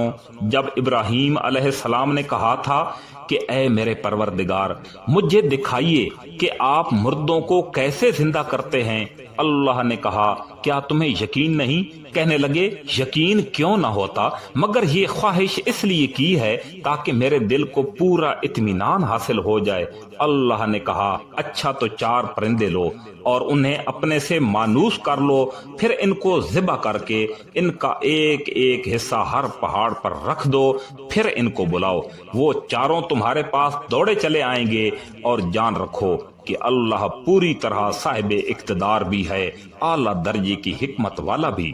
جو لوگ اللہ کے راستے میں اپنے مال خرچ کرتے ہیں ان کی مثال ایسی ہے جیسے ایک دانہ 7 بالی اگائے اور ہر بالی پر 100 دانے ہوں، اور اللہ جس کے لیے چاہتا ہے ثواب میں کئی گنا اضافہ کر دیتا ہے۔ اللہ بہت وسعت والا اور بڑے علم والا ہے۔ جو لوگ اپنے مال اللہ کے راستے میں خرچ کرتے ہیں پھر خرچ کرنے کے بعد نہ احسان جتلاتے ہیں اور نہ کوئی تکلیف پہنچاتے ہیں، وہ اپنے پروردگار کے پاس اپنا ثواب موجود پائیں گے، نہ ان کو کوئی خوف لاحق ہوگا اور نہ کوئی غم پہنچے گا۔ بھلی بات کہہ دینا اور درگزر کرنا اس صدقے سے بہتر ہے جس کے بعد کوئی تکلیف پہنچائی جائے، اور اللہ بڑا بے نیاز، بڑا بردبار ہے۔ اے ایمان والو، اپنے صدقات کو احسان جتلا کر اور تکلیف پہنچا کر اس شخص کی طرح ضائع مت کرو جو اپنا مال لوگوں کو دکھانے کے لیے خرچ کرتا ہے اور اللہ اور یوم آخرت پر ایمان نہیں رکھتا۔ چنانچہ اس کی مثال ایسی ہے جیسے ایک چکنی چٹان پر جمی مٹی ہو، پھر اس پر زور کی بارش پڑے اور اس مٹی کو بہا کر چٹان کو دوبارہ چکنی بنا دے۔ ایسے لوگوں نے جو کمائی کی ہوتی ہے وہ ذرا بھی ان کے ہاتھ نہیں لگتی۔ اللہ ایسے کافروں کو ہدایت تک نہیں پہنچاتا۔ اور جو لوگ اپنے مال اللہ کی خوشنودی طلب کرنے کے لیے اور اپنے آپ میں پختگی پیدا کرنے کے لیے خرچ کرتے ہیں ان کی مثال ایسی ہے جیسے ایک باغ کسی ٹیلے پر واقع ہو اور اس پر زور کی بارش پڑے تو وہ دگنا پھل لے کر آئے، اور اگر اس پر زور کی بارش نہ بھی پڑے تو ہلکی پھوار بھی اس کے لیے کافی ہے۔ اور تم جو عمل بھی کرتے ہو اللہ اس سے خوب اچھی طرح دیکھتا ہے۔ کیا تم میں سے کوئی یہ پسند کرے گا کہ اس کا کھجور اور انگوروں کا ایک باغ ہو جس کے نیچے نہریں بہتی ہوں، اور اس کو اس باغ میں اور بھی ہر طرح کے پھل حاصل ہوں، اور بڑھاپے نے اسے آ پکڑا ہو اور اس کے بچے ابھی کمزور ہوں، اتنے میں ایک آگ سے بھرا بگولا آ کر اس کو اپنی زد میں لے لے اور پورا باغ جل کر رہ جائے؟ اسی طرح اللہ تمہارے لیے اپنی آیتیں کھول کھول کر بیان فرماتا ہے تاکہ تم غور کرو۔ اے ایمان والو، جو کچھ تم نے کمایا ہو اور جو پیداوار ہم نے تمہارے لیے زمین سے نکالی ہو، اس کی اچھی چیزوں کا ایک حصہ اللہ کے راستے میں خرچ کیا کرو، اور یہ نیت نہ رکھو کہ بس ایسی خراب قسم کی چیزیں اللہ کے نام پر دیا کرو گے جو اگر کوئی دوسرا تمہیں دے تو نفرت کے مارے تم اسے آنکھیں میچے بغیر نہ لے سکو۔ اور یاد رکھو کہ اللہ ایسا بے نیاز ہے کہ ہر قسم کی تعریف اسی کی طرف لوٹتی ہے۔ شیطان تمہیں مفلسی سے ڈراتا ہے اور تمہیں بے حیائی کا حکم دیتا ہے، اور اللہ تم سے اپنی مغفرت اور فضل کا وعدہ کرتا ہے۔ اللہ بڑی وسعت والا، ہر بات جاننے والا ہے۔ وہ جس کو چاہتا ہے دانائی عطا کر دیتا ہے، اور جسے دانائی عطا ہو گئی اس سے وافر مقدار میں بھلائی مل گئی، اور نصیحت وہی لوگ حاصل کرتے ہیں جو سمجھ کے مالک ہیں۔ اور تم جو کوئی خرچ کرو یا کوئی منت مانو، اللہ اسے جانتا ہے، اور ظالموں کو کسی طرح سے مددگار میسر نہیں آئیں گے۔ اگر تم صدقات ظاہر کر کے دو تب بھی اچھا ہے، اور اگر ان کو چھپا کر فقراء کو دے دو تو یہ تمہارے حق میں کہیں بہتر ہے، اور اللہ تمہاری برائیوں کا کفارہ کر دے گا، اور اللہ تمہارے تمام کاموں سے پوری طرح باخبر ہے۔ اے پیغمبر صلی اللہ علیہ وآلہ وسلم، ان کافروں کو راہ راست پر لے آنا آپ کی ذمہ داری نہیں ہے، لیکن اللہ جس کو چاہتا ہے راہ راست پر لے آتا ہے۔ اور جو مال بھی تم خرچ کرتے ہو وہ خود تمہارے فائدے کے لیے ہوتا ہے، جبکہ تم اللہ کی خوشنودی طلب کرنے کے سوا کسی اور غرض سے خرچ نہیں کرتے، اور جو مال بھی تم خرچ کرو گے تمہیں پورا پورا دیا جائے گا، اور تم پر ذرا بھی ظلم نہیں ہوگا۔ مالی امداد کے بطور خاص مستحق وہ فقراء ہیں جنہوں نے اپنے آپ کو اللہ کی راہ میں اس طرح مقید کر رکھا ہے کہ وہ معاش کی تلاش کے لیے زمین میں چل پھر نہیں سکتے، کیونکہ وہ اتنے پاک دامن ہیں کہ کسی سے سوال نہیں کرتے۔ اس لیے ناواقف آدمی انہیں مالدار سمجھتا ہے۔ تم ان کے چہروں کی علامتوں سے ان کی اندرونی حالت کو پہچان سکتے ہو، مگر وہ لوگوں سے لگ لپٹ کر سوال نہیں کرتے، اور تم جو مال بھی خرچ کرتے ہو اللہ اسے خوب جانتا ہے۔ جو لوگ اپنے مال دن رات خاموشی سے بھی اور اعلانیہ بھی خرچ کرتے ہیں وہ اپنے پروردگار کے پاس اپنا ثواب موجود پائیں گے، اور نہ انہیں کوئی خوف لاحق ہوگا نہ کوئی غم پہنچے گا۔ جو لوگ سود کھاتے ہیں وہ قیامت میں اٹھیں گے تو اس شخص کی طرح اٹھیں گے جس سے شیطان نے چھو کر پاگل بنا دیا ہو۔ یہ اس لیے ہوگا کہ انہوں نے کہا تھا کہ بیع بھی تو سود ہی کی طرح ہوتی ہے، حالانکہ اللہ نے بیع کو حلال کیا ہے اور سود کو حرام قرار دیا ہے۔ لہذا جس شخص کے پاس اس کے پروردگار کی طرف سے نصیحت آ گئی اور وہ سودی معاملات سے باز آ گیا تو ماضی میں جو کچھ ہوا وہ اسی کا ہے، اور اس کی باطنی کیفیت کا معاملہ اللہ کے حوالے ہے۔ اور جس شخص نے لوٹ کر پھر وہی کام کیا تو ایسے لوگ دوزخی ہیں، وہ ہمیشہ اسی میں رہیں گے۔ اللہ سود کو مٹاتا ہے اور صدقات کو بڑھاتا ہے، اور اللہ ہر اس شخص کو ناپسند کرتا ہے جو ناشکرا گناہگار ہو۔ ہاں، وہ لوگ جو ایمان لائیں، نیک عمل کریں، نماز قائم کریں اور زکوٰۃ ادا کریں، اور اپنے رب کے پاس اپنے اجر کے مستحق ہوں، نہ انہیں کوئی خوف لاحق ہوگا نہ کوئی غم پہنچے گا۔ اے ایمان والو، اللہ سے ڈرو، اور اگر تم واقعی مومن ہو تو سود کا جو حصہ بھی کسی کے ذمہ باقی رہ گیا اسے چھوڑ دو۔ پھر بھی اگر تم ایسا نہیں کرو گے تو اللہ اور اس کے رسول کی طرف سے اعلان جنگ سن لو، اور اگر تم سود سے توبہ کرو تو تمہارا اصل سرمایہ تمہارا حق ہے، نہ تم کسی پر ظلم کرو نہ تم پر ظلم کیا جائے۔ اور اگر کوئی تنگ دست قرض دار ہے تو اس کا ہاتھ کھلنے تک اسے مہلت دینی چاہیے، اور صدقہ ہی کر دو تو یہ تمہارے حق میں کہیں اور زیادہ بہتر ہے، بشرطے کہ تم سمجھ رکھتے ہو۔ اور ڈرو اس دن سے جب تم سب اللہ کے پاس لوٹ کر جاؤ گے، پھر ہر شخص کو جو کچھ اس نے کمایا ہے پورا پورا دے دیا جائے گا، اور ان پر کوئی ظلم نہیں ہوگا۔ اے ایمان والو، جب تم کسی معین میعاد کے لیے ادھار کا کوئی معاملہ کرو تو اسے لکھ لیا کرو، اور تم میں سے جو شخص لکھنا جانتا ہو انصاف کے ساتھ تحریر کرے، اور جو شخص لکھنا جانتا ہو لکھنے سے انکار نہ کرے۔ جب اللہ نے اسے یہ علم دیا ہے تو اسے لکھنا چاہیے، اور تحریر وہ شخص لکھوائے جس کے ذمہ حق واجب ہو رہا ہو، اور اسے چاہیے کہ وہ اللہ سے ڈرے جو اس کا پروردگار ہے، اور اس حق میں کوئی کمی نہ کرے۔ ہاں، اگر وہ شخص جس کے ذمہ حق واجب ہو رہا ہے ناسمجھ یا کمزور ہو یا کسی اور وجہ سے تحریر نہ لکھوا سکتا ہو تو اس کا سرپرست انصاف کے ساتھ لکھوائے،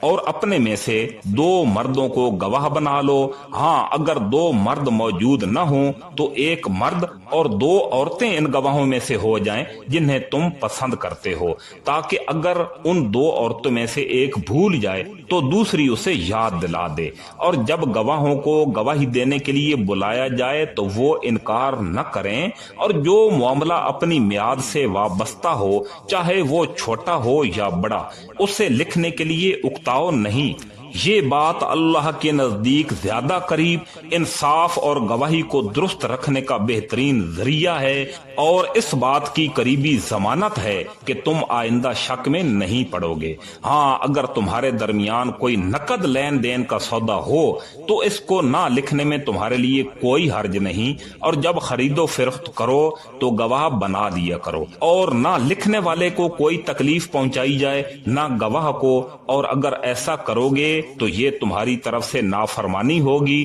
اور اللہ کا خوف دل میں رکھو، اللہ تمہیں تعلیم دیتا ہے اور اللہ ہر چیز کا علم رکھتا ہے۔ اور اگر تم سفر پر ہو اور تمہیں کوئی لکھنے والا نہ ملے تو ادائیگی کی ضمانت کے طور پر رہن قبضے میں رکھ لی جائیں۔ ہاں، اگر تم ایک دوسرے پر بھروسہ کرو تو جس پر بھروسہ کیا گیا ہے وہ اپنی امانت ٹھیک ٹھیک ادا کرے، اور اللہ سے ڈرے جو اس کا پروردگار ہے، اور گواہی کو نہ چھپاؤ، اور جو گواہی کو چھپائے گا اس کا دل یقیناً گناہگار ہے، اور جو عمل بھی تم کرتے ہو اللہ اس سے خوب واقف ہے۔ جو کچھ آسمانوں میں ہے اور جو کچھ زمین میں ہے سبھی اللہ تعالیٰ ہی کا ہے، اور جو باتیں تمہارے دلوں میں ہیں خواہ تم ان کو ظاہر کرو یا چھپاؤ اللہ تم سے ان کا حساب لے گا، پھر جس کو چاہے گا معاف کر دے گا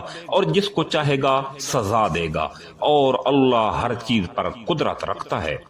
یہ رسول یعنی محمد صلی اللہ علیہ وآلہ وسلم اس چیز پر ایمان لائے ہیں جو ان کی طرف ان کے رب کی طرف سے نازل کی گئی ہے، اور ان کے ساتھ تمام مسلمان بھی، یہ سب اللہ پر، اس کے فرشتوں پر، اس کی کتابوں پر اور اس کے رسولوں پر ایمان لائے ہیں۔ وہ کہتے ہیں کہ ہم اس کے رسولوں کے درمیان کوئی تفریق نہیں کرتے کہ کسی پر ایمان لائیں اور کسی پر ایمان نہ لائیں، اور یہ کہتے ہیں کہ ہم نے اللہ اور رسول کے احکام کو توجہ سے سن لیا ہے اور ہم خوشی سے ان کی تعمیل کرتے ہیں۔ اے ہمارے پروردگار، ہم آپ کی مغفرت کے طلبگار ہیں اور آپ ہی کی طرف ہمیں لوٹ کر جانا ہے۔ اللہ کسی بھی شخص کو اس کی وسعت سے زیادہ ذمہ داری نہیں سونپتا، اس کو فائدہ بھی اسی کام سے ہوگا جو وہ اپنے ارادے سے کرے، اور نقصان بھی اسی کام سے ہوگا جو اپنے ارادے سے کرے۔ مسلمانوں، اللہ سے یہ دعا کیا کرو کہ اے ہمارے پروردگار، اگر ہم سے کوئی بھول چوک ہو جائے تو ہماری گرفت نہ فرمائیے، اور ہمارے پروردگار ہم پر اس طرح کا بوجھ نہ ڈالیے جیسا آپ نے ہم سے پہلے لوگوں پر ڈالا تھا، اور اے ہمارے پروردگار ہم پر ایسا بوجھ نہ ڈالیے جس سے اٹھانے کی ہم میں سکت نہ ہو، اور ہماری خطاؤں سے درگزر فرمائیے، ہمیں بخش دیجیے اور ہم پر رحم فرمائیے، آپ ہی ہمارے حامی و ناصر ہیں، اس لیے کافر لوگوں کے مقابلے میں ہمیں نصرت عطا فرمائیے۔